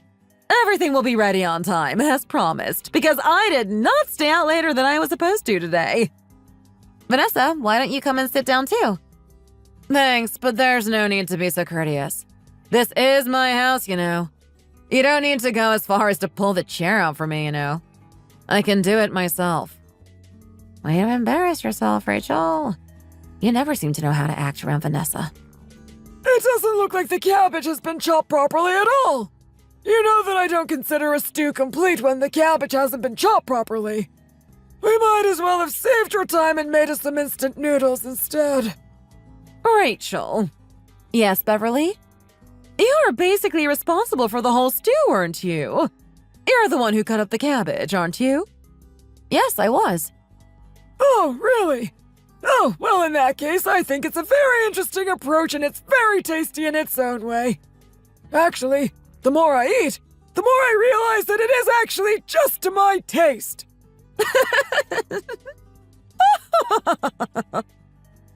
What's up, Vanessa? Cat got your tongue? You haven't spoken a word since we sat down at the dinner table. We're all having such a great time and you're sat there with that sour look on your face. Oh, there's no point in trying to get her to engage in conversation. She's not going to have anything nice to say anyway. Mom, the stew is too salty. See what I mean? You'd think she'd be a little less unpleasant since she's getting to live with us for free whilst she wastes her time and money working towards her PhD. But no, ungrateful as always. You'd think she was closer to 15 than 35. I'm just making a general comment about the food. The fact is that it's too salty. See? Here she goes again. The food you make is always too salty, Mom. You know I hate spicy food and salty food, but everything you make is either one or the other. If you hate my cooking so much, then why don't you make your own dinner? You even managed to somehow make the side salad salty. Well, nobody's forcing you to eat it. If you don't want it, just leave it. You sure do have a lot of opinions on how things should taste for someone who doesn't even know how to cook. What do you think, Rachel? Is it too salty for you, too? Oh, no, of course not. It's perfect. Thank you so much. Does your mom do lots of home cooking? She does more these days, but when I was growing up, she was always very busy with work, so I often had to cook for myself. A mother's home-cooked food always tastes the best, though. Everything you made today is so nice, even down to the side salad. I thought it would be nice to contrast the heartiness of the stew with something nice and light for you. I'm so glad you like it. How about you try a little piece of this beef, Vanessa? I noticed you hadn't tried any yet. Why are you holding out the spoon to me like that? I'm more than perfectly capable of feeding myself. I'm not a child, you know. Oh, I didn't mean to imply that you couldn't feed yourself. It's just that the beef was a little far away from you on the table, so I thought I would pass it to you to make things easier for you. If I want some, I'll get it for myself, thank you very much. I'm pretty sure I told you that I hate being fussed over like this, and yet you're still doing it. I'm sure I also told you that I hate it when people don't listen to me when I tell them things the first time. There's nothing more annoying than having to repeat yourself. Rachel, I really hope you don't take anything Vanessa says to heart. It's not that she doesn't like you or anything like that. It's just that she's nasty to everyone. I've had to live with her for the last 35 years, so I've been on the receiving end more than anyone. And look at me. Despite it all, I'm perfectly fine. Words can only hurt you if you let them. So don't listen to a word she says. Okay, Rachel? Mom, can you stop talking about me like that when I'm right in front of you? What? I speak nothing but the truth. Your future sister-in-law might as well find out what you're really like now so she's prepared for a lifetime of having to deal with you. I'm not really sure what to say here. You see, Rachel, this terrible personality of hers is the reason why she's still single at her age. She's never even been in a serious relationship, you know. Because everyone runs for the hills when they find out what she's really like. I'm never going to get anyone to marry her at this rate. She's going to stay living in my house forever, and she's going to become an old, lonely spinster with nobody willing to keep her company after Edwin and I are gone. Mom! Let's move on to dessert, shall we? You baked these brownies at home and brought them with you to share with us, didn't you, Rachel? Yes, I did. Feel free to break them open. Let's have a try. They're really tasty. Thank you, Edwin. I'm so glad. I don't really like them. Oh, really? That's a shame. Justin said that you like to bake, even though you hate cooking. Is that true, Vanessa? Yeah, it is. Whatever. You obviously put too much flour in. These are way too dry. You really need to think more about your ingredient ratios if you're going to be baking things for other people. You might as well have brought us some store-bought brownies. They would have tasted better. Ah, I see. I'll try better next time. She really doesn't hesitate to share her opinions, huh?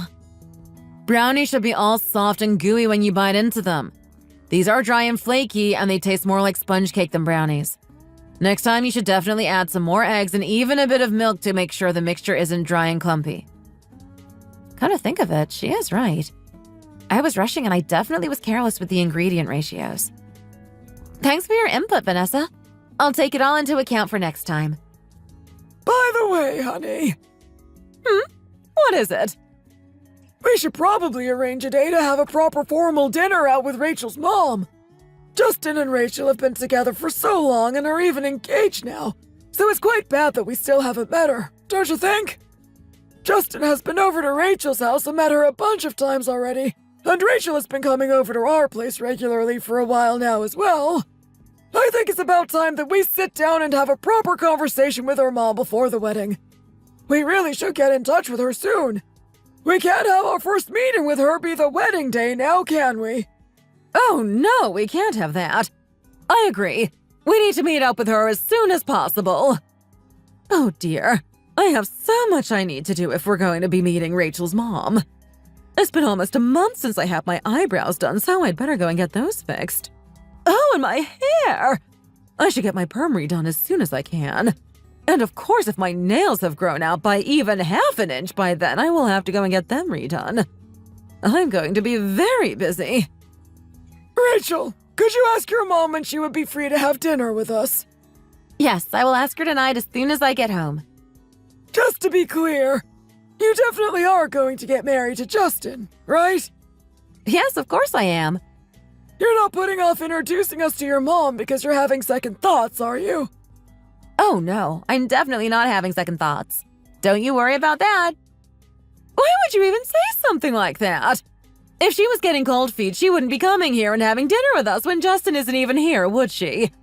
If she wasn't head over heels in love with him, she wouldn't go to all this effort, would she? Well, it's just that I don't want her to end up like you. What do you mean by that? Well, you really didn't want to marry me, did you? But after I kept asking you, you decided to just go through with it even though you didn't want to.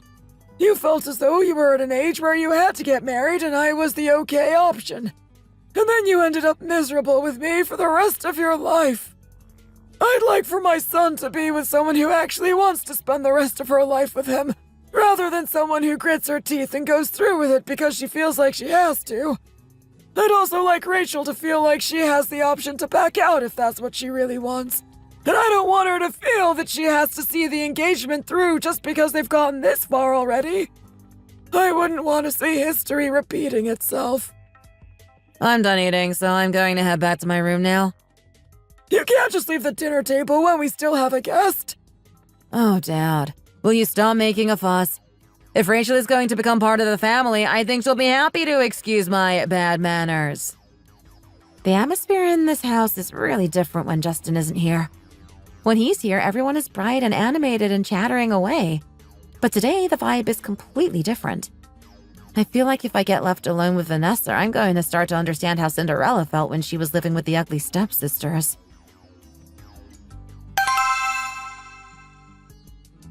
It's pretty late, so I won't come in and disturb your mom. I'm sure she's probably asleep already. Yeah, that's probably a good idea. She doesn't normally stay up too late. By the way, I'm going to ask my mom about arranging a date to have dinner with your family. I think it's about time. Thank you. I really appreciate that. I know it's a big step for you. My mom always said that she was worried that my future in-laws might consider her disability a problem.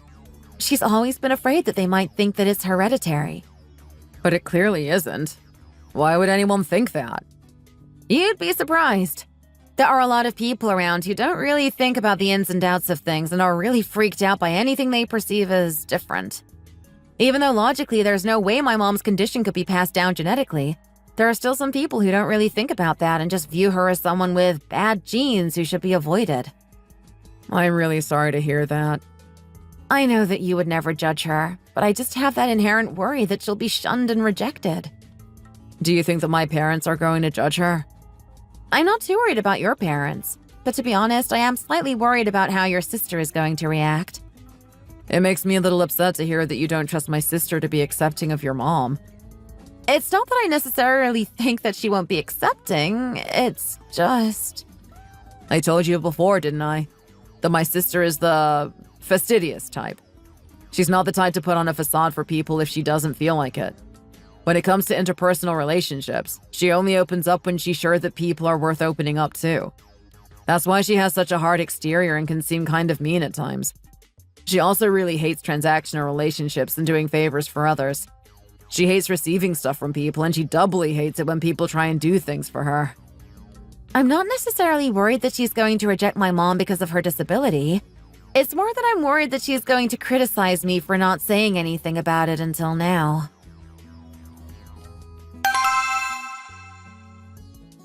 Oh, you're back already? I wasn't expecting you back this early. I was hoping to have a few more hours to myself. What do you mean early? It's past midnight! You don't normally stay up this late. What are you doing? What's that you've got there? Does it really matter? Mom, just stop being difficult and tell me what you're doing. There's no need to yell. You're going to wake the neighbors. I wouldn't have to raise my voice if you would just tell me what you're doing in the first place. Well, I was just a little bored here all by myself.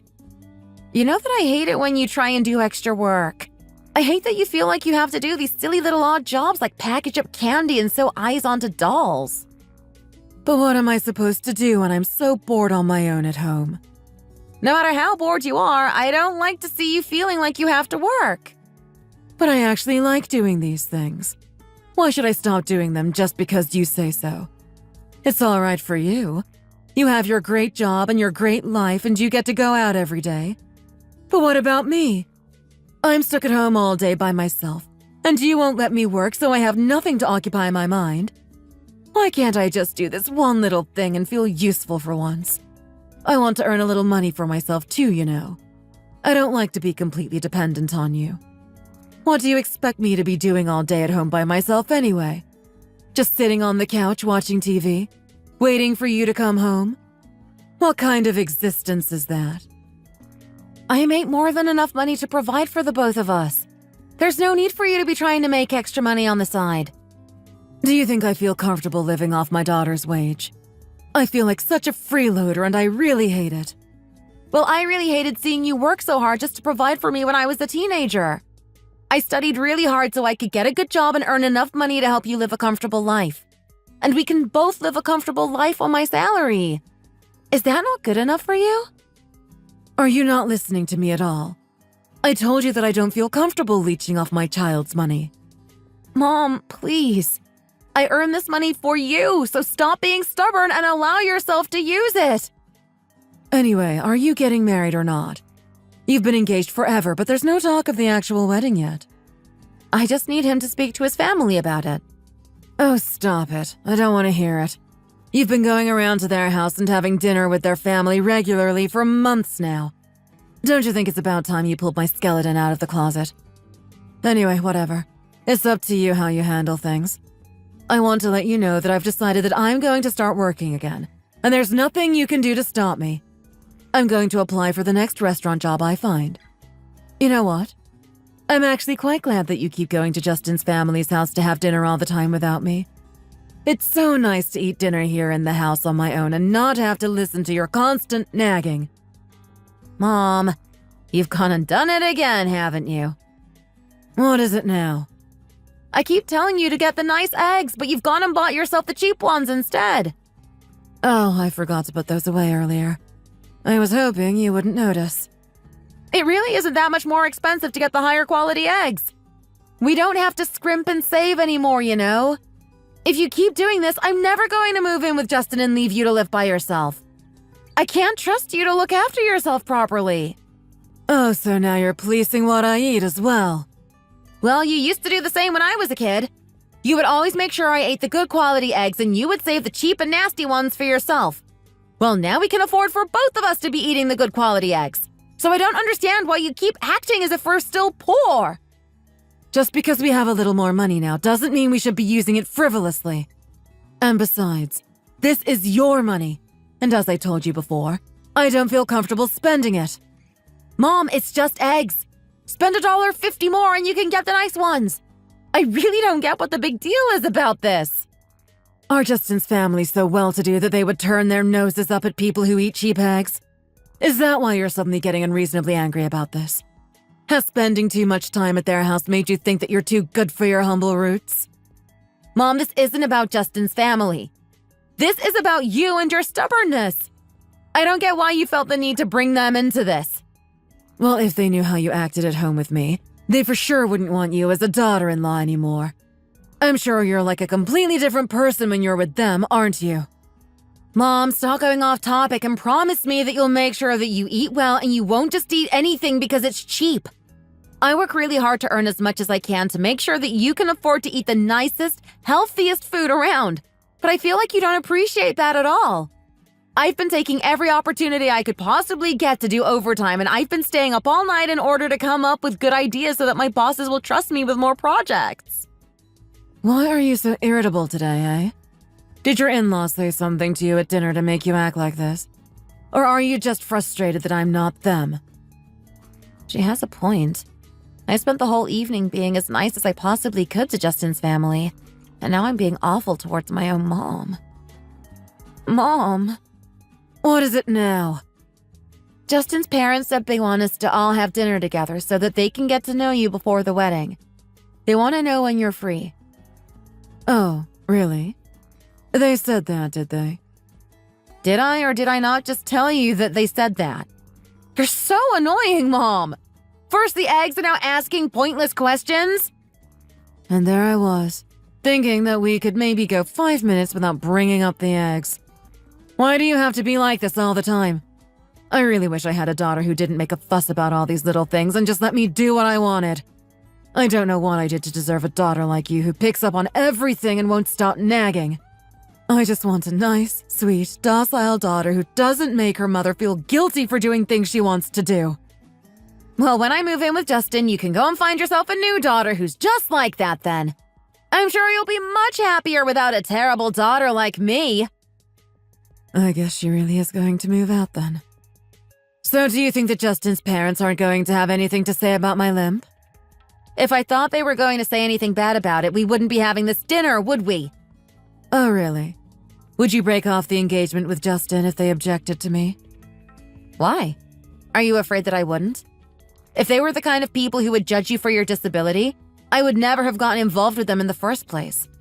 I know that they're nice people at heart, and they wouldn't judge you over something like this.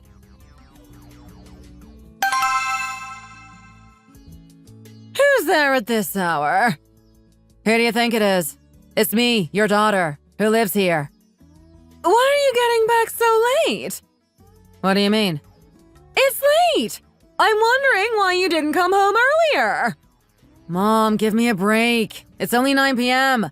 I used to come home later than this when I was in high school. Well, in my opinion, 9 p.m. is still quite late. And if you don't tell me what time you're coming home, how do you expect me to know whether to make dinner for you or not? I already ate dinner, so don't worry about me.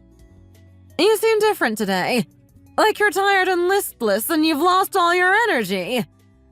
Of course you notice the negative changes in me, don't you, Mom? You like it when I'm tired and unhappy, don't you? Why would you even say something like that? Well, of course I'm tired. I'm rushed off my feet writing my thesis. Ah, yes, I forgot about that stupid thing you're wasting your time on. You won't get a job, you won't move out, you won't get married. You won't do any of the things that an adult of your age should be doing. I don't understand why you're feeling so tired when you're basically taking the easy route. Mom, I'm going to be serious for a second, okay? What is it? I think you might be right about the whole studying thing. Wait, what? You said that I'm right. This isn't like you at all. You're scaring me. I think I'm going to drop out of my PhD course. Seriously? Do you mean that? Yeah, I talked about it with my supervisor today. Why the sudden change of heart? You were so set on seeing it through to the end before. Well, my supervisor said that he thinks I'm not cut out for it. He really said that? Yep, in the nicest way possible. But he got the message across loud and clear. He took me to a really nice restaurant and paid for everything. So I thought that he had some kind of good news for me. But in the end, it was just his way of letting me down gently. He said that he honestly doesn't see any potential in me if I continue going down the academic route. Because my field is quite niche, I would probably be confined to working in academia, and he said that he really can't see me becoming a professor. Well, I'm glad that someone has been able to talk some sense into you. But now what are you planning on doing instead? I don't know, Mom. Are you crying right now? Nope, I was just pretending. I just wanted to see your reaction. You'd love to see me cry over this, wouldn't you, Mom? Honestly, what am I going to do with you? Sometimes I think that we must have been each other's mortal enemies in our past lives, and our punishment for our mistreatment of each other is to live together as an ill-matched mother-daughter duo in this life. You really do have quite the imagination. Anyway, what happened to your hand? Oh, I fell over. Where? Where do you think? In the street, just now. It doesn't seem to be that big of a cut, so I'm sure it'll heal overnight. Yeah, sure. Anyway, Mom, what are you doing? What does it look like I'm doing? I'm giving myself a face massage with one of those viral roller thingies. So you're not going to the esthetician this time, then? They're closed for renovations right now. Well, they were probably able to finance the renovations just using the money you've given them. I'm sure if you stopped going, they would go out of business. Well, I wouldn't say I go that often. Anyway, Mom, what is it now? Should I start my own business? Do whatever you like. Since when has whatever I had to say ever had any influence on your decisions? You got an offer to study law at Stanford, but you rejected it to study literature at some basket-weaving university out in the sticks. And then you quit your high-paying job without saying a word to me to go and waste your time and money on a PhD that you've now ended up not completing. Why would you consult me about your next decision when you never bothered to consult me before? It's because we're too incompatible and I knew we would just clash with each other. So I never saw the point in asking you when I knew that it was just going to end in an argument. I thought I'd try something different and actually ask you for your opinion this time. But now I see that was a mistake and I should have just kept my mouth shut. Whatever. Just do whatever you want. I don't even care at this point. Honestly, all she does is just waste her talents on useless endeavor after useless endeavor.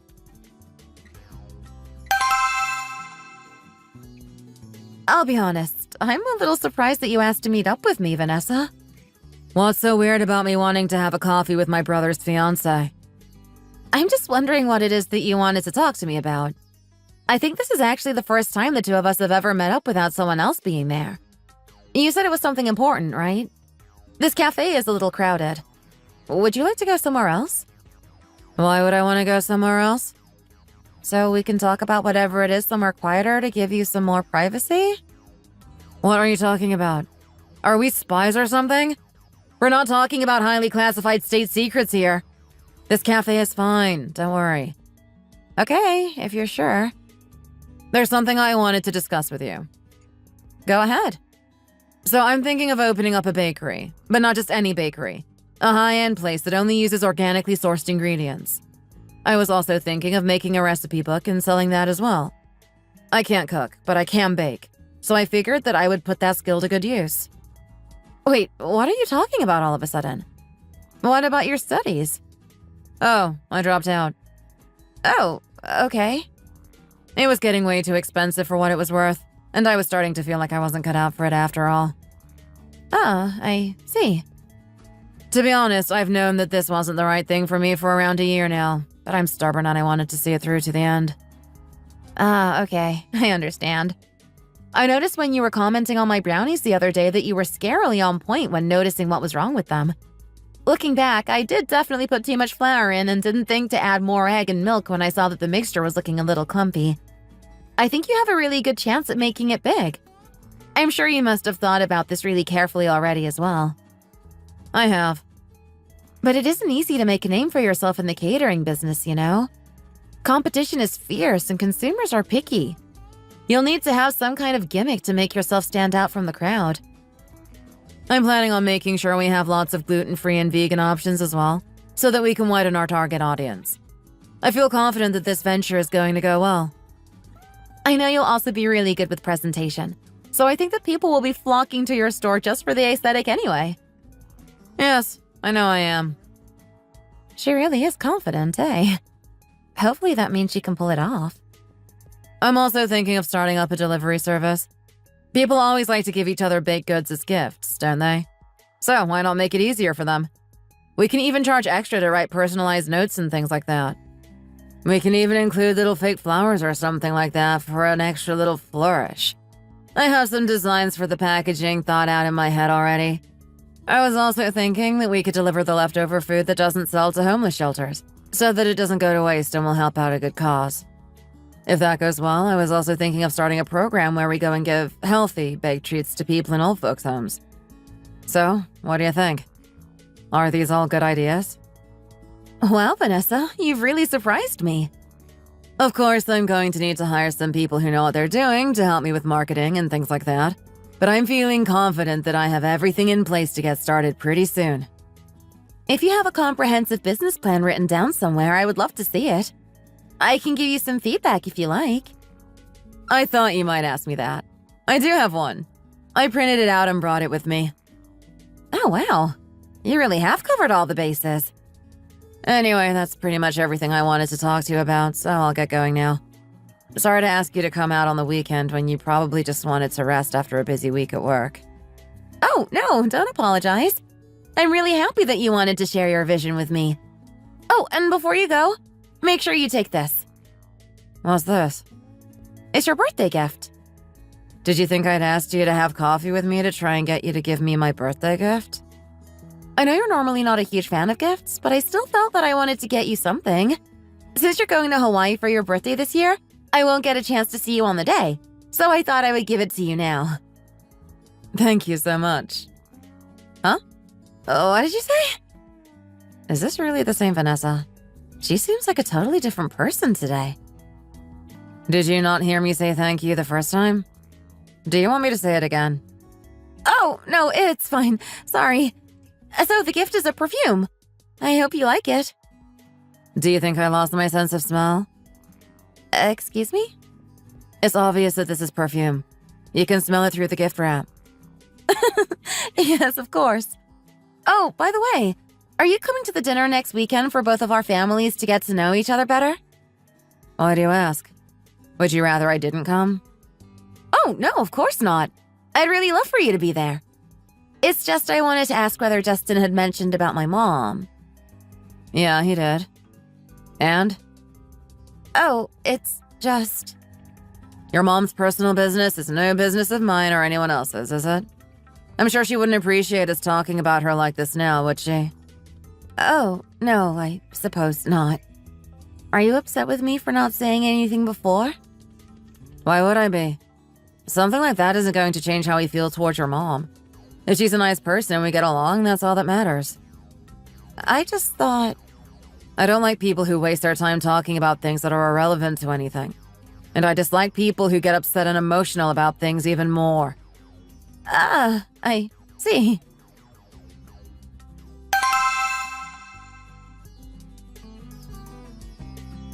What are you doing sitting on the other side of the table, Vanessa? Am I not allowed to sit on this side of the table? Are there rules about the table now, Mom? No, I just thought it made more sense to sit on this side with us.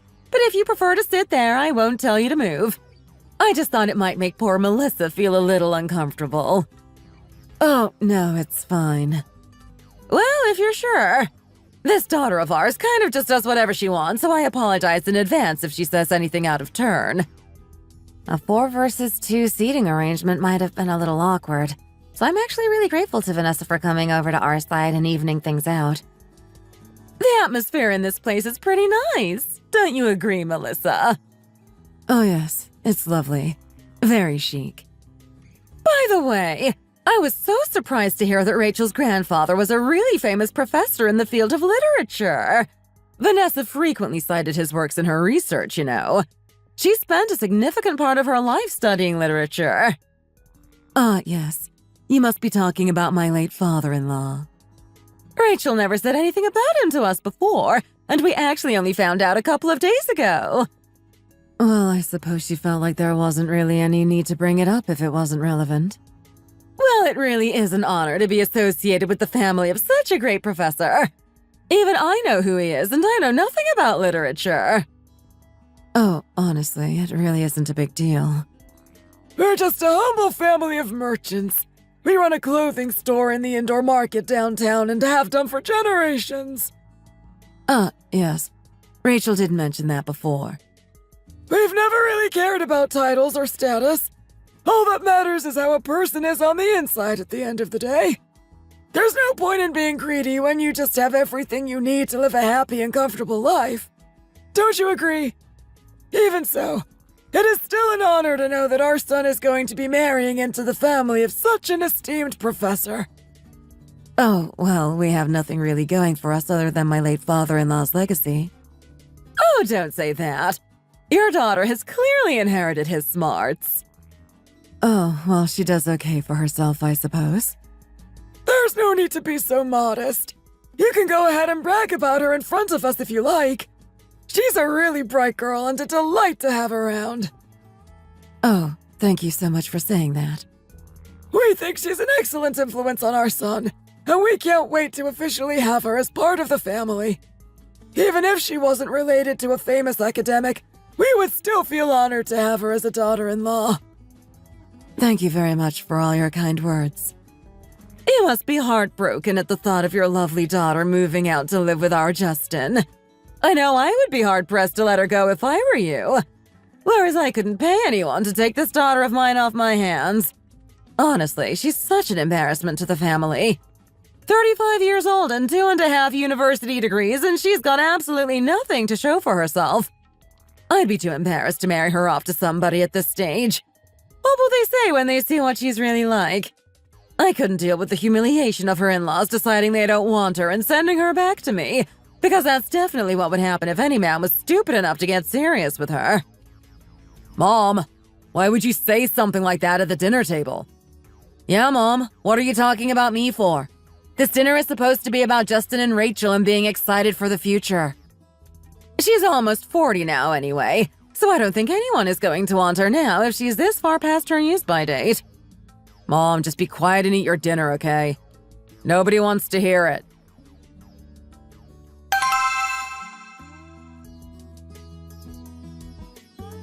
The steak here is so good, isn't it, Mom? It was a really lovely dinner. I do have to say that Vanessa did a really good job picking this place. We should come back here for our anniversary or something, shouldn't we, honey? Yeah, we should. That would be really nice. I feel a bit greasy, though, so I'm going to head to the bathroom and wash my hands. I think the bathrooms were by the main entrance to the right. Melissa and Vanessa should both still be in the bathroom, so you'll probably catch them on their way out. Huh? It sounds like there's a commotion going on in the ladies' bathroom.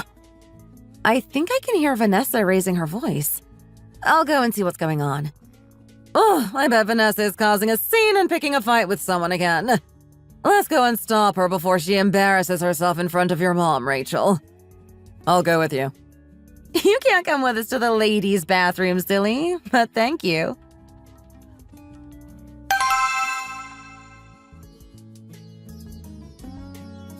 Can you please just stop hurling false accusations at us and just admit you were at fault and take responsibility for your actions?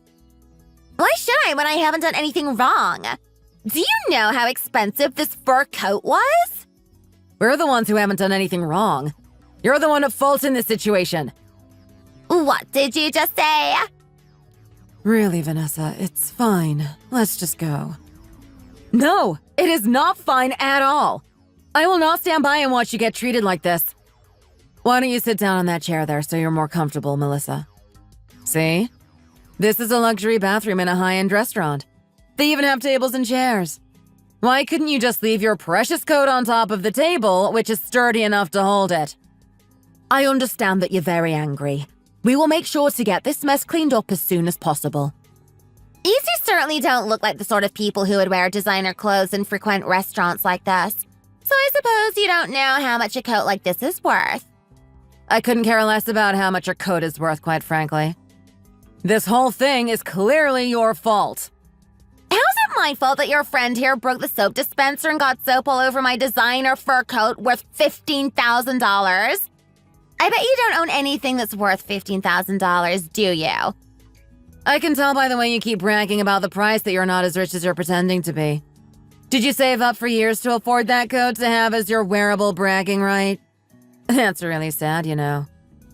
Hey! Are you trying to insinuate that I'm lower class? Oh no, I would never dream of saying something like that.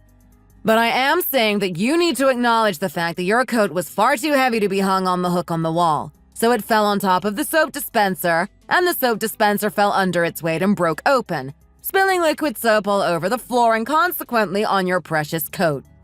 This is clearly damage to public property caused by your negligence. In this situation, shouldn't you just politely apologize and compensate the store? What nonsense! I don't think I'm the one spouting nonsense. Vanessa. Why don't you head back to the table now, Melissa, and I'll deal with this. Here, grab onto my waist and I'll help you get out. We need to be careful that you don't slip on the soap and hurt yourself. I think you owe Melissa here an apology. You were prepared to just run out of the bathroom without saying anything about the soap incident. What if she had slipped and fallen? She could have gotten seriously injured. Well, my coat is all covered in soap thanks to you and your friend with the deformity. It's nobody's fault but yours that your coat fell on the floor and got covered in soap. It's fine, Vanessa. I'll get it cleaned for you, ma'am. I'll take it to the dry cleaners and pay the fee for you. All the customers are waiting to come into the bathroom. I'll make sure to clean it. I take full responsibility. I'm so sorry. Please give me the coat so I can take it to be cleaned. Get your filthy hands off my coat! You're ruining it even further just by touching it! Now look here, lady. Why have you got so much to say? Just pipe down already.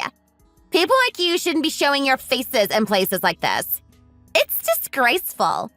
Crawl back to wherever it is you came from and stay there so you don't cause any more incidents. I really don't know how to make this ridiculously thick-skulled lady realize that she's in the wrong.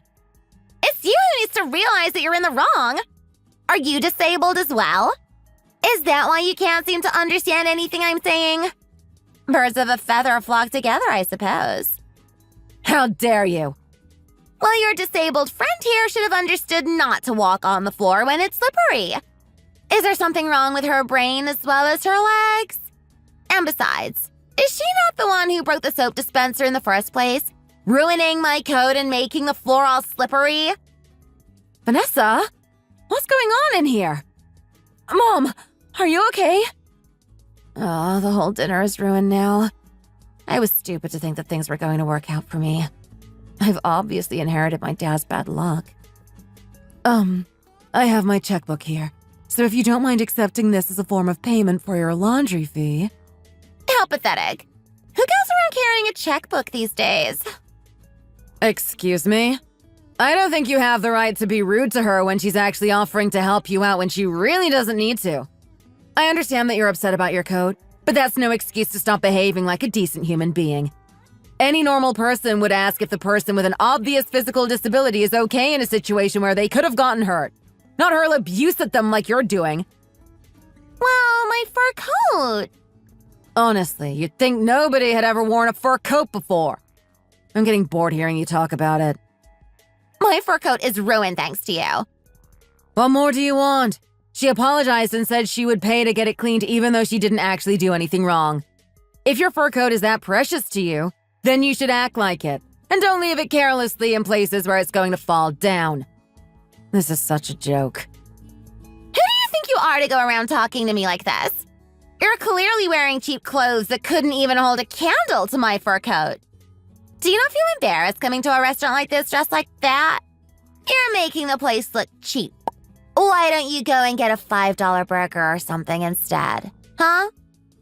Ma'am, I have been running this restaurant for 7 years, and never have I encountered a customer as rude as you. Please apologize to these two ladies immediately. What did you just say? Did you just ask me to apologize to them? So I have around $50 in cash in my wallet right now. Will that be enough to cover the cost of getting the coat cleaned? I told you to get your filthy paws off my coat! Ugh. Melissa? Melissa, are you okay? Have you completely lost your mind? How dare you lay hands on her? Wow, I really didn't know this was the kind of person you were. I would never have patronized your store if I had known.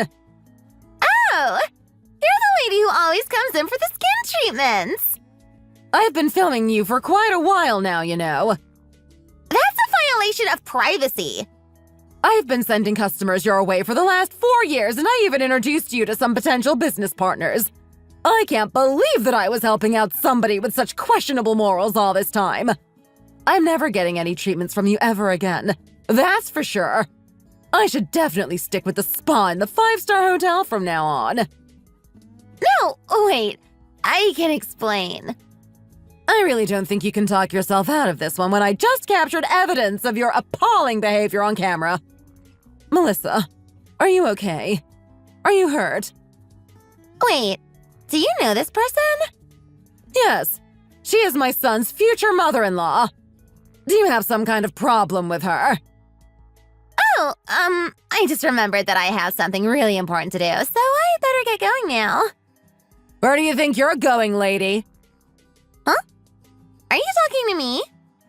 You need to apologize to my brother's mother-in-law right now.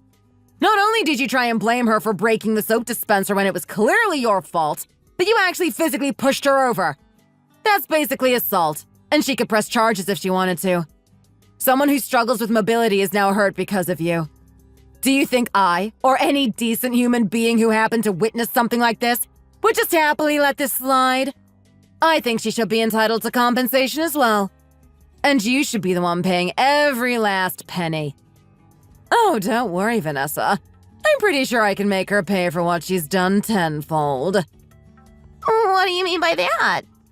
Oh, just you wait and see. Karma is coming for you.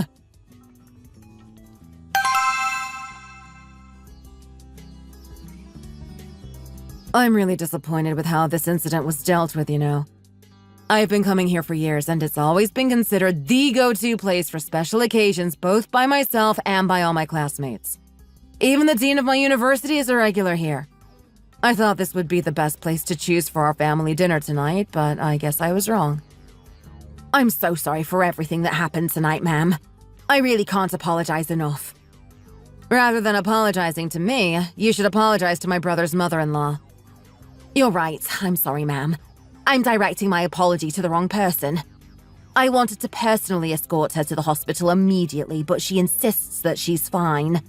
I would still like to apologize again, though. Your meal today will also be on the house. We will also compensate you 3 times whatever medical bills you may incur because of this incident. Oh, really? It's fine. There's no need to go that far. There definitely is a need to go that far. I think that this is totally justified after what happened tonight. I'm so sorry. I am so sorry. We will take measures to make sure nothing like this ever happens again at our restaurant. I think that you should be taking more precautions to make sure this restaurant is a safe place for people with physical disabilities. I think you've said your piece now, Vanessa. But it is very regrettable that our special family meal was ruined and my son's soon-to-be mother-in-law was injured. That's not the sort of thing you expect to happen in a high-end restaurant like this one. Once again, I apologize for the regrettable events that took place this evening. I second the opinion of my daughter, who made this booking, and we would like you to know that we were very disappointed with our experience this evening. Anyway, we will be leaving now to take poor Melissa here to the hospital and make sure that she isn't seriously hurt. Of course, we will be expecting the compensation as soon as possible. Yes, of course. As I said, we will compensate you 3 times as much as your medical bills cost. After what happened that night, Justin's family felt ashamed to show their faces in front of my mom. Vanessa in particular kept blaming herself as she was the one who picked out the restaurant. I was really touched by their concern for my mom and how deeply they felt for her. I really felt like I had been hit in the chest with a hammer because I realized that my constant worrying about my mom and my constant attempts to make her life easier had actually been more for my own benefit than for hers. I realized that I hadn't actually been taking care of her, but I had been trying to control her. And the good feeling I got from looking after her was because I felt good about myself for doing something for her, not because I saw that she was happy and comfortable. It took me 32 years to realize that just like my in-laws did that day, I needed to step forward without hesitation in the face of unfair discrimination stemming from society's perceptions of disabilities. Seeing the way Vanessa and Beverly fought for my mom until the very end made me realize that my approach to treating my mom had been wrong, and it made me want to strive to be a better daughter. Justin and I got married without a hitch, and Vanessa started her baking business as planned. My mom started working for her and ended up becoming head baker. She brought her 22 years of experience working in the hospital cafeteria to the table and was able to help Vanessa's business go from strength to strength. They used my mom's knowledge to create healthier alternatives to popular baked goods, which they would deliver to care homes on special occasions to brighten the residents' days. After just 2 years of being in business, they have been able to open 5 branches, and my mom and Vanessa have grown really close in the process. As for the crude customer who caused the incident in the bathroom that night, Beverly was able to use her connections to circulate the video around all her customers and clients and assured that she went bankrupt within a year. Apparently, she's up to her neck in debt, and she most likely had to sell her precious fur coat to help pay it all off.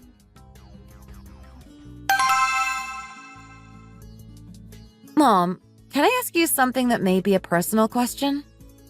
What is it? Who are you messaging? Does it matter? Yeah, I'm really curious about it. Why do you need to know?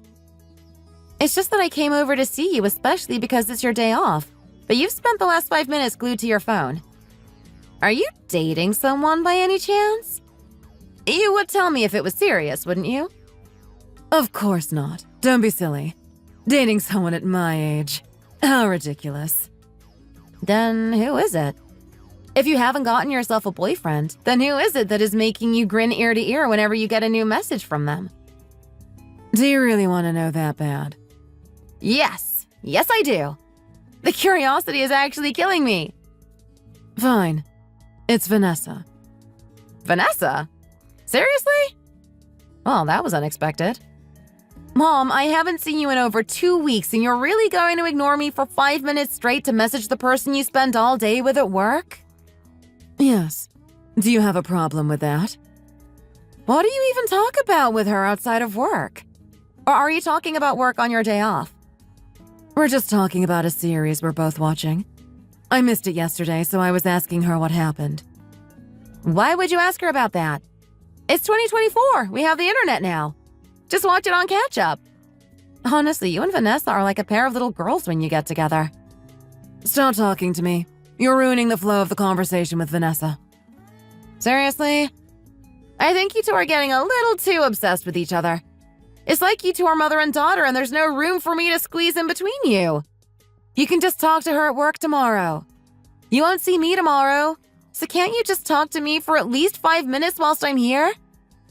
If you're that upset, you should go and message Beverly or something. I'm sure she'd love to hear from you, just like I love hearing from Vanessa. But then again, Vanessa is so sweet and adorable, unlike you. Vanessa is sweet and adorable?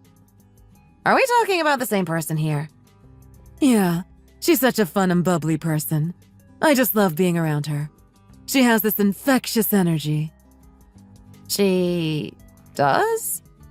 I can't say I've ever noticed, to be honest. Yeah, she's always so animated, sweet and talkative. When she's with you? Well, yeah. She has her professional face for the customers, of course.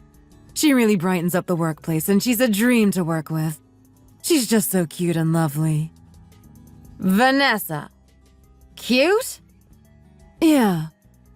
I had no idea she had this side to her. Or maybe you just think weird things are cute. I think I just vibe really well with her.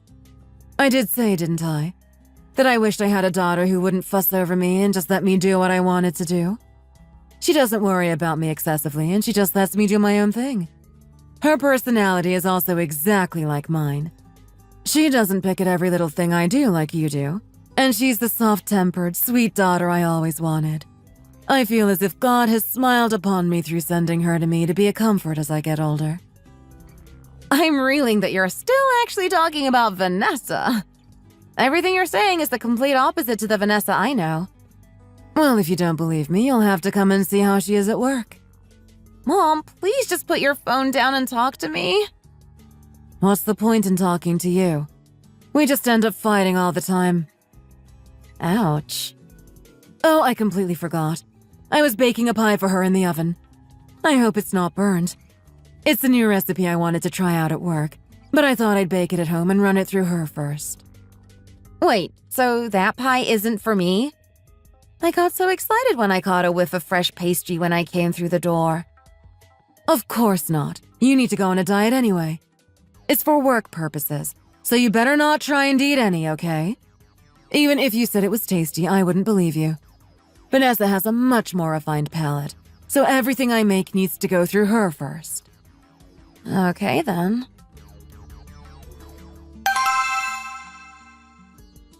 What are you doing? What do you mean? I mean, why are you sitting right next to me on the couch like that?